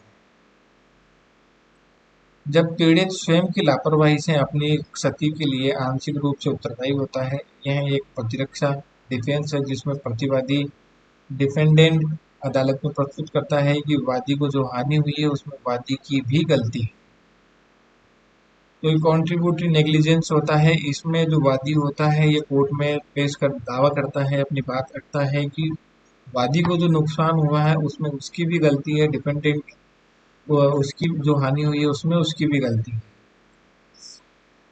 तो ये कॉन्ट्रीब्यूटरी नेग्लिजेंस है, यानी इसमें दोनों की गलती होती है, जो वादी और प्रतिवादी दोनों की गलती से जब वादी कोर्ट में जाता है कि उसको नुकसान हुआ, लेकिन प्रतिवादी जो डिपेंडेंट है वो कहता है कि इसमें जो नुकसान हुआ है इसमें वादी की भी गलती है, तो ये कॉन्ट्रीब्यूटरी नेग्लिजेंस में आता है। योगदायी उपेक्षा आती है। तो परिभाषा है कि जब कोई व्यक्ति जिसे अपनी सुरक्षा का ध्यान रखना चाहिए था स्वयं की लापरवाही से उस हानि में योगदान देता है, तो उसे किसी और लापरवाही से तो उसे किसी और की लापरवाही से हुई है तो यह योगदायी उपेक्षा कहलाती है। दोबारा एक बार रिपीट करते हैं कि जब कोई व्यक्ति जिसे अपनी सुरक्षा का ध्यान रखना चाहिए था स्वयं की लापरवाही से उस हानि में योगदान देता है जो उसे किसी और की लापरवाही से हुई है, तो यह योगदायी उपेक्षा कहलाती है। तो इसमें क्या है, जैसे मान लीजिए फुटपाथ होती है, सड़क पे फुटपाथ है, तो एक व्यक्ति सड़क के फुटपाथ पे नहीं चलकर और फुटपाथ को क्रॉस करके एक लेन में चल रहा है, तो पीछे से कार वाला आता है या बाइक वाला आता है, तो बाइक वाली बाइक वाला पूरा केयर था, लेकिन उसकी गलती की बाइक वाले की गलती की वजह से उसको टक्कर लग जाती है बाइक पैदल चलने वाले व्यक्ति को। लेकिन ये पैदल चलने वाले व्यक्ति की भी लापरवाही है। मान लीजिए वहां सीसीटीवी फुटेज है और सीसीटीवी फुटेज में जब कोर्ट में ये जो वादी है, जो पीड़ित हुआ बाइक से जिसका एक्सीडेंट हुआ, वो कोर्ट में अपना दावा पेश करता है कि साहब इसकी वजह से मेरे को नुकसान हुआ, इसने मेरे को बाइक से टक्कर मार दी या कार से मुझे टक्कर मार दी, मैं पैदल था जबकि ये कार से था, इसको ध्यान रखना चाहिए था। ऐसा नहीं है। मान लीजिए वहां सीसीटीवी फुटेज था, तो वो सीसीटीवी फुटेज के आधार पर ये कह सकता है कि साहब देखिए ये कॉन्ट्रीब्यूटरी नेग्लिजेंस है, इसमें मेरी अकेले की लापरवाही नहीं है, लापरवाही इसकी है, ये आदमी फुटपाथ पे नहीं चलकर इस लेन में चल रहा था जबकि इसको इस लेन में चलना ही नहीं चाहिए था। ठीक है, इसमें मेरी लापरवाही है, लेकिन लापरवाही जिसको नुकसान हुआ उसकी भी तो इसमें लापरवाही है। तो इसको इस तरह से समझ सकते हैं। तो इसके जो असेंशियल है, प्रमुख तत्व हैं, वो वादी की लापरवाही है। तो वादी की लापरवाही और उनके नुकसान के बीच सीधा संबंध है। यह साबित करना कि यदि वादी सावधानी बरतता तो नुकसान टाला जा सकता था। यानी जैसे मैंने बताया है कि वादी अगर सावधानी बरतता, तो वादी अगर लेन में व्हीकल्स लेन में नहीं चलता, अगर फुटपाथ पे ही चलता तो इस नुकसान को टाला जा सकता था, लेकिन उसकी खुद की भी लापरवाही है। तो वादों के उदाहरण से समझते हैं इसको। बटरफील्ड एंड द फॉरेस्टर 1809 का एक मामला है। वादी रात को तेज घोड़े पर सवारी कर रहा था और प्रतिवादी ने सड़क पर बाधा खड़ी कर दी, यानी सड़क पर तेज घुड़सवारी कर रहा था और प्रतिवादी ने सड़क पर बाधा खड़ी कर दी थी। न्यायालय ने कहा कि यदि वादी ने सावधानी बरती होती तो वह गिरता नहीं। अतः योगदायी उपेक्षा यानी ये कॉन्ट्रीब्यूटरी नेग्लिजेंस है। कॉन्ट्रीब्यूटरी कॉन्ट्रीब्यूटरी तो ये योगदायी कॉन्ट्रीब्यूटरी नेग्लिजेंस है, यानी अगर आप खुद भी सावधानी बरतते, अगर वो घुड़सवार खुद भी सावधानी बरतते तो गिरता नहीं। डेविस एंड द मन लास्ट अपॉर्चुनिटी रूल, इसमें प्रतिवादी ने घोड़े चलाते समय सड़क पर पहले से मरे हुए गधे को कुचल दिया। इसमें प्रतिवादी ने गाड़ी चलाते समय सड़क पर पहले से मरे हुए गधे को कुचल दिया। न्यायालय में गधा गलत जगह पर था। न्यायालय ने माना कि यद्यपि गधा गलत जगह था, लेकिन प्रतिवादी के पास आखिरी अवसर था बचने का, इसलिए प्रतिवादी जिम्मेदार ठहराया गया। यानी प्रतिवादी चाहता, प्रतिवादी जिम्मेदार ठहराया गया। यानी प्रतिवादी ने गाड़ी चलाते समय सड़क पर पहले से मरे हुए गधे को कुचल दिया। न्यायालय ने माना कि यद्यपि गधा गलत जगह था, लेकिन प्रतिवादी के पास आखिरी अवसर था बचने का, इसलिए प्रतिवादी जिम्मेदार ठहराएगा। यह अपवाद कहलाता है लास्ट अपॉर्चुनिटी रूल।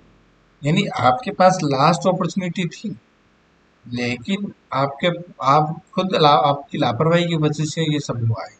तो योगदायी उपयोगिता के अपवाद हैं जो एक्सेप्शंस है, इसके जो अपवाद हैं, योगदायी उपेक्षा के जो एक्सेप्शंस है, ये लास्ट अपॉर्चुनिटी रूल में यदि प्रतिवादी के पास अंतिम मौका, लास्ट अपॉर्चुनिटी या दुर्घटना को रोकने और उससे बरत और उसने लापरवाही बरती, तो वादी की योगदायी उपेक्षा समायोगी हो सकती है।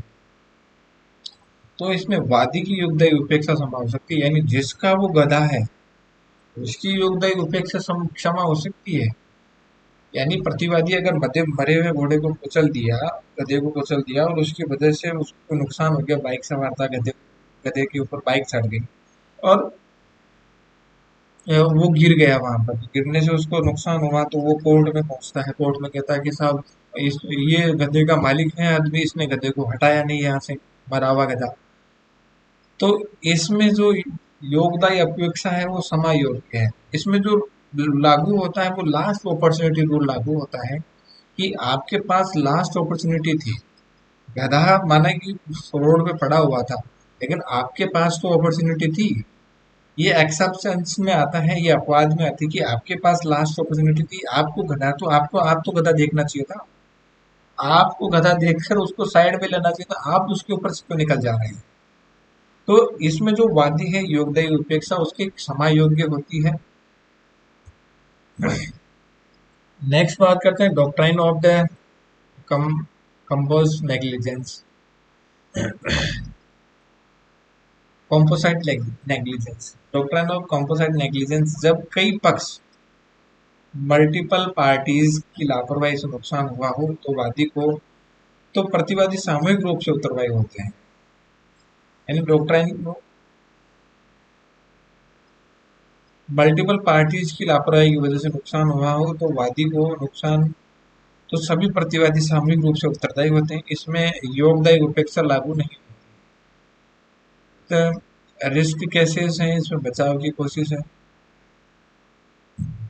यदि वादी ने किसी को बचाने के लिए खतरा उठाया और घायल हो गया, रेस्क्यू केसेस जिसमें होते हैं, मल्टीपल पार्टीज में रेस्क्यू केसेस है जिसमें आते हैं।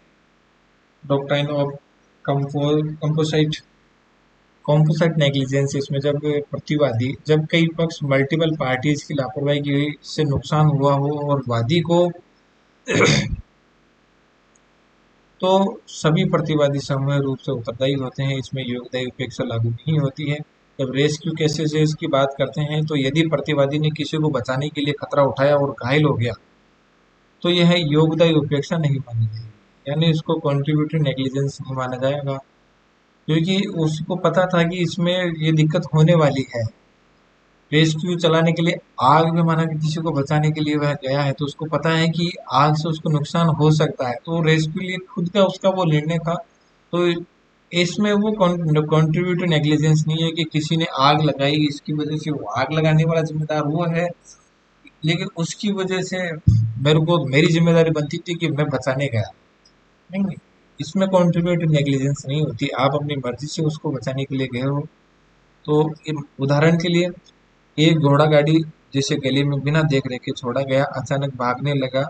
जब कुछ बच्चों ने उस पर पत्थर फेंके, उस गाड़ी ने सड़क पर भगदड़ मचा दी। एक पुलिस कांस्टेबल हेंस ने जनता की रक्षा के लिए उसे रोकने की कोशिश की और इस प्रक्रिया में वो गंभीर रूप से घायल हो गया। तो इसमें योगदायी उपेक्षा नहीं होगी। न्यायालय ने कहा कि हेयंस ने किसी कानूनी या नैतिक कर्तव्य को निभाते हुए ये जोखिम उठाया है, किसी कानूनी या नैतिक कर्तव्य को निभाते ये जोखिम उठाया। वह एक रेस्क्यूअर है, बचाव करता था जिसे दूसरों की रक्षा के लिए जान जोखिम में डाली। ऐसे मामलों में जो स्वेच्छा से जोखिम उठाए उसे क्षति का दावा नहीं। Volenti non fit injuria, volenti non fit injuria सिद्धांत लागू नहीं होगा। ऐसे मामलों में जो स्वेच्छा से जोखिम उठाए उसे क्षति का दावा नहीं। जो स्वेच्छा से जोखिम का दावा उठाता है वह वॉलेंटी नॉन फिट इंजूरिया सिद्धांत लागू नहीं होगा, यानी उसको क्षति का दावा नहीं मिलेगा। तो चिल्ड्रन एज प्लेंटिव, बालकवादी हो, बच्चों ने वेस्ट जैसी सावधानी की उपेक्षा नहीं की जा सकती। तो बच्चों से वेस्ट, जो वयस्क होते हैं, एडल्ट होते हैं, उन जैसी सावधानी की उपेक्षा नहीं की जा सकती। यदि बच्चा योगदायी उपेक्षा करे तो उसे उतनी गंभीरता से नहीं लिया जाएगा। यानी बच्चे ने कोई ऐसा कृत्य हो गया, योगदायी उपेक्षा हो गई, कॉन्ट्रीब्यूटिंग नेग्लिजेंसी हो गई, यानी बच्चे की वजह से सारी चीजें ये घटित हो गई कि बच्चे ने घोड़ी गाड़ी पर पत्थर फेंके, इसकी वजह से सारी भगदड़ में नुकसान हो गया। तो बच्चे को योगदायी उपेक्षा का शिकार उपेक्षा करे तो उसे उस गंभीरता से नहीं लिया जा सकता, उसे उसमें डिफेंडेंट नहीं बनाया जा सकता, क्योंकि वादी नहीं बनाया जा सकता, क्योंकि प्रतिवादी नहीं बनाया जा सकता, क्योंकि उसमें बच्चे की जो सावधानी है वो वयस्क जैसी नहीं हो सकती, एडल्ट जैसी नहीं हो सकती। इसका कंक्लूजन ये है कि योगदायी उपेक्षा एक प्रभावी प्रतिरक्षा होते हुए भी हर स्थिति में लागू नहीं होती। न्यायालय यह देखता है कि क्या वादी वास्तव में उस नुकसान को टाल सकता था या नहीं। इसमें न्यायालय वास्तव में ये देख सकता है कि क्या वादी वास्तव में उस नुकसान को टाल सकता था या नहीं टाल सकता था। अगर न्यायालय को लगता है कि वादी उस नुकसान को टाल सकता था लेकिन उसकी लापरवाही से उसको नुकसान हुआ है, तो उसको कॉन्ट्रीब्यूटरी नेग्लिजेंसी में माना जाता है, युक्ताई उपेक्षा माना जाता है। अपवादों जैसे लास्ट अपॉर्चुनिटी रूल और रेस्क्यू डॉक्ट्राइन के अंतर्गत वादी को न्याय दिया जा सकता है। इसमें जो अपवाद है वो लास्ट अपॉर्चुनिटी रूल है। लास्ट अपॉर्चुनिटी रूल और जो है लास्ट अपॉर्चुनिटी रूल और रेस्क्यू डॉक्ट्राइन के अंतर्गत वादी को न्याय दिया जा सकता है। इसमें जो वादी को न्याय है, केवल दो ही एक्सपेंसेस सॉरी एक्सेप्शंस, जो वादी है उसको दो ही एक्सेप्शंस में जो न्याय मिल सकता है, एक तो opportunity rule, last opportunity rule, और रेस्क्यू डॉक्ट्राइन। यानी रेस्क्यू डॉक्ट्राइन की बात करी तो अपन ने कि कोई आदमी रेस्क्यू कर रहा है, बचाव कर रहा है, तो वो अपनी मर्जी से रेस्क्यू करने जा रहा है, तो वो उसमें कॉन्ट्रीब्यूटरी नेग्लिजेंसी का दावा नहीं कर सकता। वो लास्ट अपॉर्चुनिटी रूल में वो कॉन्ट्रीब्यूटरी नेग्लिजेंस का दावा नहीं कर सकता, क्योंकि कोर्ट इसमें प्रतिवादी को ये कहती है कि आपके पास लास्ट अपॉर्चुनिटी थी, आप बच सकते थे। और रेस्क्यू डॉक्ट्राइन में ये कोर्ट के द्वारा ये कहा जाता है कि आपने अपनी मर्जी से बचाव कार्य का जोखिम उठाया है, आपको पता था ये जान का जोखिम है, इसके बावजूद आपने उसका डिसीजन किया है, तो ये आपकी मर्जी है। इसमें वादी को न्याय दिया जा सकता है, भले ही वह आंशिक रूप से लापरवाह रहा हो। नेक्स्ट है, एक करते तो अन्यथा वेद है। उसे करने वाले व्यक्तियों के संयोजन के कारण अविधि मान्य और गलत नहीं हो सकता। षड्यंत्र के अपकृत्य के विशेष संदर्भ में टिप्पणी कीजिए। षड्यंत्र के अपकृत्य, एक करते तो अन्यथा वेद है, उसे करने वाले व्यक्तियों के संयोजन के कारण अविधि मान्य और गलत नहीं जा सकता। तो षड्यंत्र के अपकृत्य के विशेष संदर्भ में टिप्पणी कीजिए। तो अपकृत्य के, षड्यंत्र के जो अपकृत्य हैं, टॉर्ट ऑफ कॉन्स्पिरेंसी के अंतर्गत ऐसे मामलों की चर्चा होती है जहां एक से अधिक व्यक्ति मिलकर किसी अन्य व्यक्ति को हानि पहुंचाने की योजना बनाते हैं। यानी एक बार क्वेश्चन को दोबारा समझें आप कि एक करते तो अन्यथा वेद है, उसे करने वाले व्यक्तियों के संयोजन के कारण अविधि मान्य और गलत नहीं हो जाता है। तो जहां अंतर्गत ऐसे मामलों की चर्चा होती है जहां एक से अधिक व्यक्ति मिलकर किसी अन्य व्यक्ति को हानि पहुंचाने की योजना बनाते हैं, यदि कोई कार्य अकेले किया जाए तो वह विधि सम्मत हो सकता है, लेकिन यदि वही कार्य कई व्यक्तियों के संयोजन से केवल किसी को नुकसान पहुंचाने के उद्देश्य से किया जाए तो वह अविधि मान्य और अकृत्य बन जाता है। यानी कोई कार्य है किसी अकेले व्यक्ति के से कोई अकेला व्यक्ति करता है तो वो विधि सम्मत एक बार जरूर हो सकता है, लेकिन वही कार्य कई व्यक्तियों के संयोजन से कई व्यक्ति मिलकर उसको करते हैं, केवल किसी एक व्यक्ति को नुकसान पहुंचाने के उद्देश्य से किया जाए तो वह अविधि मान्य अपकृत्य अपकृत्य बन सकता है। मुख्य टिप्पणी है इसमें कि एक करते तो अन्यथा वेद है, उसे करने वाले व्यक्तियों एक करते तो अन्यथा वेद है और उसे करने वाले व्यक्तियों के संयोजन के कारण अविधि मान्य और गलत नहीं हो जाता है। इस वाक्य से ये स्पष्ट होता है कि अकेले किया गया कोई भी कार्य अगर वेद है तो किसी सिर्फ उसे मिलकर करने से वह स्वतः अवेद नहीं हो जाता। यानी कोई अकेले किया गया कोई कार्य अगर वेद है तो उसे मिलकर करने से वह स्वतः अवेद नहीं हो जाता, लेकिन नियत इंटेंट और उद्देश्य मोटिव पर ध्यान देना आवश्यक है। यानी जैसा कि ऊपर बताया गया है कि कोई कार्य अगर अकेले व्यक्ति द्वारा किया जा रहा है तो वो फिर भी विधि सम्मत हो सकता है, लेकिन वही कार्य एक व्यक्ति को नुकसान पहुंचाने के लिए किसी व्यक्ति को नुकसान पहुंचाने के लिए कई व्यक्तियों के द्वारा मिलकर किया जाता है, नुकसान पहुंचाने के उद्देश्य से किया जाता है, तो वह अविधि मानने और अकृत्य माना जाएगा। अब इसमें टिप्पणी है कि एक व्यक्ति करते तो अन्यथा वेद है, यानी एक व्यक्ति क्या करते हैं अन्यथा वेद है और उसे करने वाले व्यक्ति के संयोजन के कारण अविधि मान्य और गलत नहीं होता। यानी जो कार्य एक व्यक्ति के जो किया जा रहा है उसके लिए वेद है तो कई व्यक्तियों के द्वारा संयोजन मिलकर करने वाला जो करने से वह अविधि मान्य और गलत नहीं हो जाता। इस वाक्य से स्पष्ट होता है कि अकेले द्वारा किया गया कोई कार्य अगर वेद है तो सिर्फ उसे मिलकर करने से वह स्वतः अवेद नहीं होता, उसका जो नियत और उद्देश्य है उस पर ध्यान देना आवश्यक है। ये अगर वो उससे नुकसान पहुंच रहा है, उसके किसी का गलत हो रहा है तो ही वह अवैध होगा। ऐसा नहीं है कि कोई एक आदमी काम कर रहा है वो वेद है तो उसको सौ आदमी मिलकर कर रहे हैं तो अवैध हो जाए। नहीं, उसकी नियति और उद्देश्य भी तो देखना पड़ेगा उसका। तो षड्यंत्र के जो अपकृत्य हैं उसके दो प्रकार है, unlawful means on the conspiracy, तो अवैध साधनों द्वारा षड्यंत्र।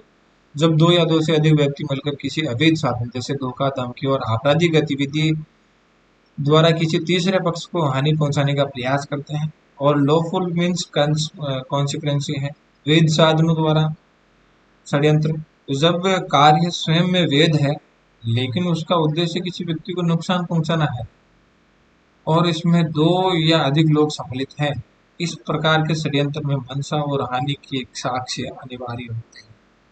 हानि दो तरह के होते हैं, अनलॉफुल मीन्स कॉन्स्पिरेंसी और लॉफुल मीन्स कंस्पिरेंसी। यानी जब दो या दो से अधिक व्यक्ति मिलकर किसी अवैध साधन यानी धोखा, धमकी या आपराधिक गतिविधि द्वारा किसी तीसरे व्यक्ति को नुकसान या हानि पहुंचाने का प्रयास कर, यानी वो अवैध तरीका है। और वेद साधनों द्वारा यानी वेद है लेकिन उसका जो लक्ष्य है वो नुकसान पहुंचाना है। यानी कार्य स्वयं में वेद है लेकिन उसका उद्देश्य किसी को व्यक्ति को नुकसान पहुंचाना है और इसमें दो या दो से अधिक लोग सम्मिलित हैं। इस प्रकार के षड्यंत्र में मंशा और हानि के साक्ष्य अनिवार्य होते हैं। अगर किसी को लगता है कि ये कार्य वेद हुआ है लेकिन लोगों की मंशा नुकसान पहुंचाना है और उसमें दो या दो से अधिक लोग शामिल हैं, तो इसमें षड्यंत्र की मंशा और हानि के साक्ष्य अवेलेबल करवाना बहुत जरूरी होता है। तो इसमें प्रासंगिक वाद है जिसमें क्विलिनविस लेथिम 1909 का एक वाद है। इस केस में हाउस ऑफ लॉर्ड्स ने ये स्पष्ट किया है कि जब दो या दो से अधिक लोग एकत्रित होकर किसी व्यक्ति को आर्थिक हानि पहुंचाने के लिए योजना बनाते हैं तो भले ही उसके साधन वेद हो, यह एक टोट माने जाएंगे यदि उद्देश्य दुर्भावनापूर्ण। महत्वपूर्ण विश्लेषण, यदि कोई वेद कार्य केवल इसलिए अवैध घोषित किया जाए कि उसे एक से अधिक लोगों ने मिलकर किया है तो ये न्याय के सिद्धांतों के विरुद्ध होगा। न्याय अगर ये पिछले वाली बात की किसी काम को एक आदमी कर रहा है तो वेद है, वो ज्यादा व्यक्ति मिलकर कर रहे हैं तो अवैध है, लेकिन उसकी नियति और उसका मोटिव देखना जरूरी है। तो महत्वपूर्ण विश्लेषण आप समझ गए ना कि इसका मतलब यह है कि कोई वेद कार्य केवल इसलिए अवैध घोषित नहीं किया जा सकता कि उसे एक से अधिक लोग मिलकर कर रहे हैं, तो यह न्याय के सिद्धांतों के विरुद्ध होगा। इसलिए षड्यंत्र के अपकृत्य में कॉम्बिनेशन विद माइक्लियस इंटेंट यानी दुराशय से किया गया सामूहिक प्रयास आवश्यक तत्व होता है, यानी इसमें नियति और मोटिव देखना जरूरी होता है। तो निष्कर्ष यह है कि एक सामान्य और विधिसम्मत कार्य को केवल इस आधार पर अवैध नहीं ठहराया जा सकता कि वह सामूहिक रूप से किया गया, लेकिन यदि उस कार्य का मुख्य उद्देश्य किसी अन्य को नुकसान पहुंचाना है और उसमें कई व्यक्ति सम्मिलित हैं, तो वह षड्यंत्र के अंतर्गत एक कृत्य माना जाएगा। नेक्स्ट अपन कंज्यूमर की बात करते हैं, कंज्यूमर वाला भी बात। तो कंज्यूमर उपभोक्ता संरक्षण अधिनियम, कंज्यूमर प्रोटेक्शन एक्ट 1986 के अंतर्गत शिकायत और शिकायतकर्ता शब्दों की व्याख्या कीजिए।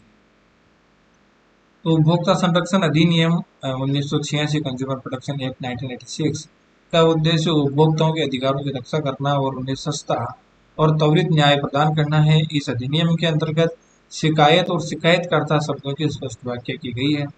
तो शिकायत की व्याख्या, कंप्लेंट की व्याख्या, धारा 2(1) और उसकी जो उपधारा सी 2(1)(c) के अनुसार शिकायत, जैसे 2(1) 2 और उसकी जो उप है वो 1 और उसकी उप 6 के अनुसार शिकायत का अर्थ है कि आरोप या कथन जो उपभोक्ता द्वारा इस आधार पर किया जाता है कि माल में दोष है। यानी धारा 1(c) के तहत जो शिकायत तो दर्ज की जाती है उसका आधार ये होता है कि किसी माल में दोष है, डिफेक्ट इन गुड्स, सेवा में त्रुटि या कमी है, डेफिशिएंसी इन द सर्विस, किसी व्यापार या सेवा प्रदाता द्वारा अनुचित व्यवहार किया गया है, अनफेयर ट्रेड प्रैक्टिस की गई है, अधिकतम खुदरा मूल्य से अधिक मूल्य वसूला गया है, एमआरपी से ज्यादा मूल्य वसूल लिया गया है, जीवन या सुरक्षा के लिए खतरनाक वस्तु बेची गई है, जीवन या सुरक्षा के लिए खतरनाक वस्तु बेची गई है। तो शिकायत का अर्थ वह आरोप या कथन जो उपभोक्ता द्वारा इस आधार पर किया जाता है। तो उपभोक्ता जो अपनी शिकायत है इन आधार पर किया जा सकता है, जिसका जो प्रावधान है जो कंज्यूमर प्रोटेक्शन एक्ट 1986 के 2(1)(c) में ये किया गया है, जिसमें माल में दोष होना चाहिए, आपने कोई सामान खरीदा उसमें कोई डिफेक्ट है तो कंज्यूमर इसकी कंप्लेंट कर सकता है। कोई आपने किसी की सेवा ली, यानी किसी की सर्विस ली, उसमें डिफेक्ट हो गया तो आप उसके लिए कंप्लेंट कर सकते हैं। जैसे कि मान लीजिए जोमेटो, टोमेटो, जो इतने सारे जो सर्विस सेक्टर है, सर्विस सेक्टर में आपने किसी की सेवा ली और उसमें डिफेक्ट आ गया, त्रुटि हो गई, तो आप उसके लिए कंज्यूमर में जा सकते हैं। किसी व्यापार या सेवा प्रदाता द्वारा अनुचित व्यापार या व्यवहार किया गया, किसी व्यापार या सेवा में या सर्विस सेक्टर में या व्यापार में आपके साथ अनुचित व्यापार व्यवहार किया गया हो, या अनफेयर ट्रेड प्रैक्टिस की गई हो, या व्यापार में इस तरह का काम किया गया हो कि आपके साथ गलत हुआ हो। इसके अलावा अधिकतम खुदरा मूल्य से अधिक व्यापार मूल्य वसूल या एमआरपी से ज्यादा मूल्य वसूल लिया गया हो, आपके जीवन या सुरक्षा के लिए खतरनाक वस्तु बेची गई हो, या ऐसी वस्तु बेच दी गई हो जीवन या सुरक्षा के लिए जो खतरनाक हो सकती है। सरल शब्दों में शिकायत तो इसीलिए, जैसे मान लो कि चूहे मारने की दवा है तो बैन इसीलिए है क्योंकि वह जीवन व सुरक्षा के लिए खतरनाक है, वो नहीं बेची जा सकती। तो उसमें अगर किसी को बेच दी गई है, किसी को बेची गई है, तो आप उसके लिए कोर्ट में दावा कर सकते हैं कि इस तरह की जो जीवन के लिए खतरनाक और जीवन की सुरक्षा के लिए खतरनाक वस्तु इसके द्वारा बेची गई है, तो कोर्ट में उसके ऊपर जो दंड लगाया जाता है। और सरल शब्दों में करें कि शिकायत एक ऐसा दावा है जो किसी वस्तु या सेवा की गुणवत्ता, मूल्य, व्यवहार और सुरक्षा में कमी के आधार पर उपभोक्ता फॉर्म के समक्ष प्रस्तुत करता है। यानी उपभोक्ता किसी वस्तु या सेवा की गुणवत्ता, मूल्य, व्यवहार और सुरक्षा की कमी के आधार पर उपभोक्ता फॉर्म के समक्ष प्रस्तुत करता है। शिकायतकर्ता की व्याख्या क्या है कि 2(1)(b)(c) में तो ये शिकायतकर्ता क्या है, और जो बी है 2(1)(b) में यह है कि शिकायतकर्ता की व्याख्या क्या है कि शिकायतकर्ता कौन होना चाहिए। तो शिकायतकर्ता उपभोक्ता स्वयं होना चाहिए, उपभोक्ता का कोई प्रतिनिधि हो, जैसे उपभोक्ता संगठन या कोई अन्य व्यक्ति जो उसकी ओर से कार्य कर रहा हो। तीसरा है कि सरकार या कोई विधि सम्मत संस्था हो, एक या एक से अधिक उपभोक्ता का समूह हो। सरल शब्दों में शिकायतकर्ता वह है जो उपभोक्ता की हैसियत से फोरम में किसी प्रकार की शिकायत करता है। यदि कोई व्यक्ति बाजार से इलेक्ट्रॉनिक वस्तु खरीदता है और उसमें तकनीकी खराबी निकलती है तथा विक्रेता उसे बदलने या ठीक करने से मना करता है, तो व्यक्ति उस वस्तु के संबंध में शिकायतकर्ता बन सकता है और उस समस्या को लेकर शिकायत दर्ज करा सकता है। उपभोक्ता के अधिकारों की बात करें तो कंज्यूमर प्रोटेक्शन एक्ट 1986 के अंतर्गत उपभोक्ताओं के 6 अधिकार दिए गए, जिसमें सुरक्षा का अधिकार है, राइट टू सेफ्टी, तो जीवन और स्वास्थ्य के लिए हानिकारक वस्तुओं और सुरक्षा सेवाओं की सुरक्षा। सुरक्षा का अधिकार है, जानकारी का अधिकार है, चुनाव का अधिकार है, सुने जाने का अधिकार है, निवारण का अधिकार और उपभोक्ता शिक्षा का अधिकार। तो सुरक्षा का अधिकार में राइट टू सेफ्टी, तो जीवन और स्वास्थ्य के लिए हानिकारक वस्तुओं और सेवाओं की सुरक्षा। जानकारी का अधिकार में राइट टू इन्फॉर्मेशन, तो वस्तु सेवा मूल्य गुणवत्ता मात्रा शुद्धता आदि की पूरी जानकारी प्राप्त करने का अधिकार है। यानी कोई भी चीज खरीदता है या सेवा लेता है तो उससे उससे उससे पहले उसके मूल्य गुणवत्ता मात्रा शुद्धता और आदि की पूरी जानकारी प्राप्त करने का अधिकार है। चुनाव का अधिकार राइट टू चूज, तो प्रतिस्पर्धी जो मूल्य वस्तुओं और सेवाओं को चुनने की स्वतंत्रता है। यानी कंपटीशन के दौर में एक ही प्रोडक्ट जो है, जैसे कई कंपनी द्वारा जारी किया जा सकता है, तो उसको चूज करने का अधिकार है। वस्तुओं और सेवाओं को चुनने का अधिकार है। सुने जाने का अधिकार है, राइट टू बी हर्ड, तो उपभोक्ता की शिकायतों को गंभीरता से सुनने और हल करने का अधिकार है। उपभोग निवारण का अधिकार राइट टू रेडरेसल, तो हानि या नुकसान की स्थिति में मुआवजा प्राप्त करने का अधिकार है। यानी वो कोर्ट में जा सकता है और उपभोक्ता कोर्ट में, कंज्यूमर कोर्ट में जा सकता है और इसके लिए दावा करके नुकसान की जो स्थिति है उसका मुआवजा प्राप्त करने का अधिकार उसको है। कंज्यूमर शिक्षा का अधिकार है, राइट टू कंज्यूमर एजुकेशन, इसमें उपभोक्ता अधिकारों और कर्तव्यों के प्रति जागरूकता का अधिकार। उपभोक्ता आयोग का 3 स्तर पर यह काम करता है। उपभोक्ता आयोग का जो अधिकार क्षेत्र है 3 स्तर पर होता है। पहला जो होता है जिला स्तर पर होता है, दूसरा स्टेट लेवल पर होता है और तीसरा होता है नेशनल लेवल पर होता है। तो जिला आयोग होता है, जिले में जिला आयोग होता है और राज्य में राज्य आयोग और नेशनल स्तर पर राष्ट्रीय आयोग होता है। डिस्ट्रिक्ट कमीशन और स्टेट कमीशन और नेशनल कमीशन, इनके जो अधिकार क्षेत्र हैं अलग अलग मामलों पे किए गए हैं। यानी 50 लाख रुपए तक के मामले हैं वो डिस्ट्रिक्ट कोर्ट में सुने जाएंगे और 50 से 2 करोड़ रुपए के तक के जो मामले हैं स्टेट कमीशन में सुने जाएंगे और 2 करोड़ रुपए से अधिक के जो मामले हैं वो नेशनल कमीशन में सुने जाएंगे। और जो स्टेट कमीशन है, शिकायतकर्ता निवास स्थान या क्रय स्थान होना चाहिए। अधिकार क्षेत्र है वो शिकायतकर्ता का निवास स्थान या क्रय स्थान होना चाहिए। इसके अलावा स्टेट राज्य स्तर है और यह देश भर दिल्ली में स्थित है। इसमें एक संशोधन किया गया है कंज्यूमर एक्ट में, अमेंडमेंट है। हालांकि 1986 का जो अधिनियम ऐतिहासिक और उपयोगी रहा है, लेकिन तकनीकी विकास और ई कॉमर्स जैसी नई चुनौतियों के कारण इस 2019 में एक नए अधिनियम, उपभोक्ता संरक्षण अधिनियम 2019 से प्रतिस्थापित किया गया है। नए अधिनियम में ई कॉमर्स उत्पाद उत्तरदायित्व, product liability, central consumer authority और ऑनलाइन शिकायत प्रणाली जैसे प्रावधान शामिल किए गए हैं। अब जो नए अधिनियम में ई कॉमर्स उत्पाद उत्तरदायित्व यानी प्रोडक्ट लाइबिलिटी और सेंट्रल कंज्यूमर अथॉरिटी और ऑनलाइन शिकायत प्रणाली जैसे प्रावधान शामिल किए गए हैं। इसके बाद में बात करते हैं इसमें जो सेमेस्टर फर्स्ट का एंटम है और सेमेस्टर फर्स्ट में मोटर व्हीकल एक्ट है उसको भी इसमें जोड़ा गया है। तो मॉडल व्हीकल एक्ट 1926 की प्रमुख विशेषताओं की विवेचना कीजिए। तो मोटर व्हीकल एक्ट अधिनियम 2019 एक्ट 2019 भारत सरकार द्वारा मूल मोटर अधिनियम 1988 में किए गए व्यापक परिवर्तनों का परिणाम है। 1988 का जो मोटर व्हीकल एक्ट है उसमें परिवर्तन कर स्थापित किया गया है 2019 वाला। इसमें अमेंडमेंट करके एक्ट 2019 लाया गया है।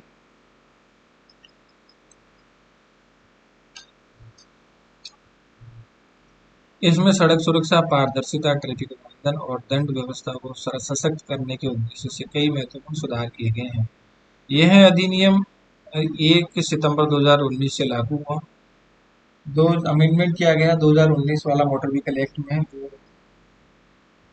मोटर व्हीकल एक्ट 1988 था, उसके बाद 1926 में इसमें संशोधन हुआ और उसके बाद अमेंडमेंट करके प्रतिस्थापित किया गया है motor vehicle act amendment act 2019 sorry.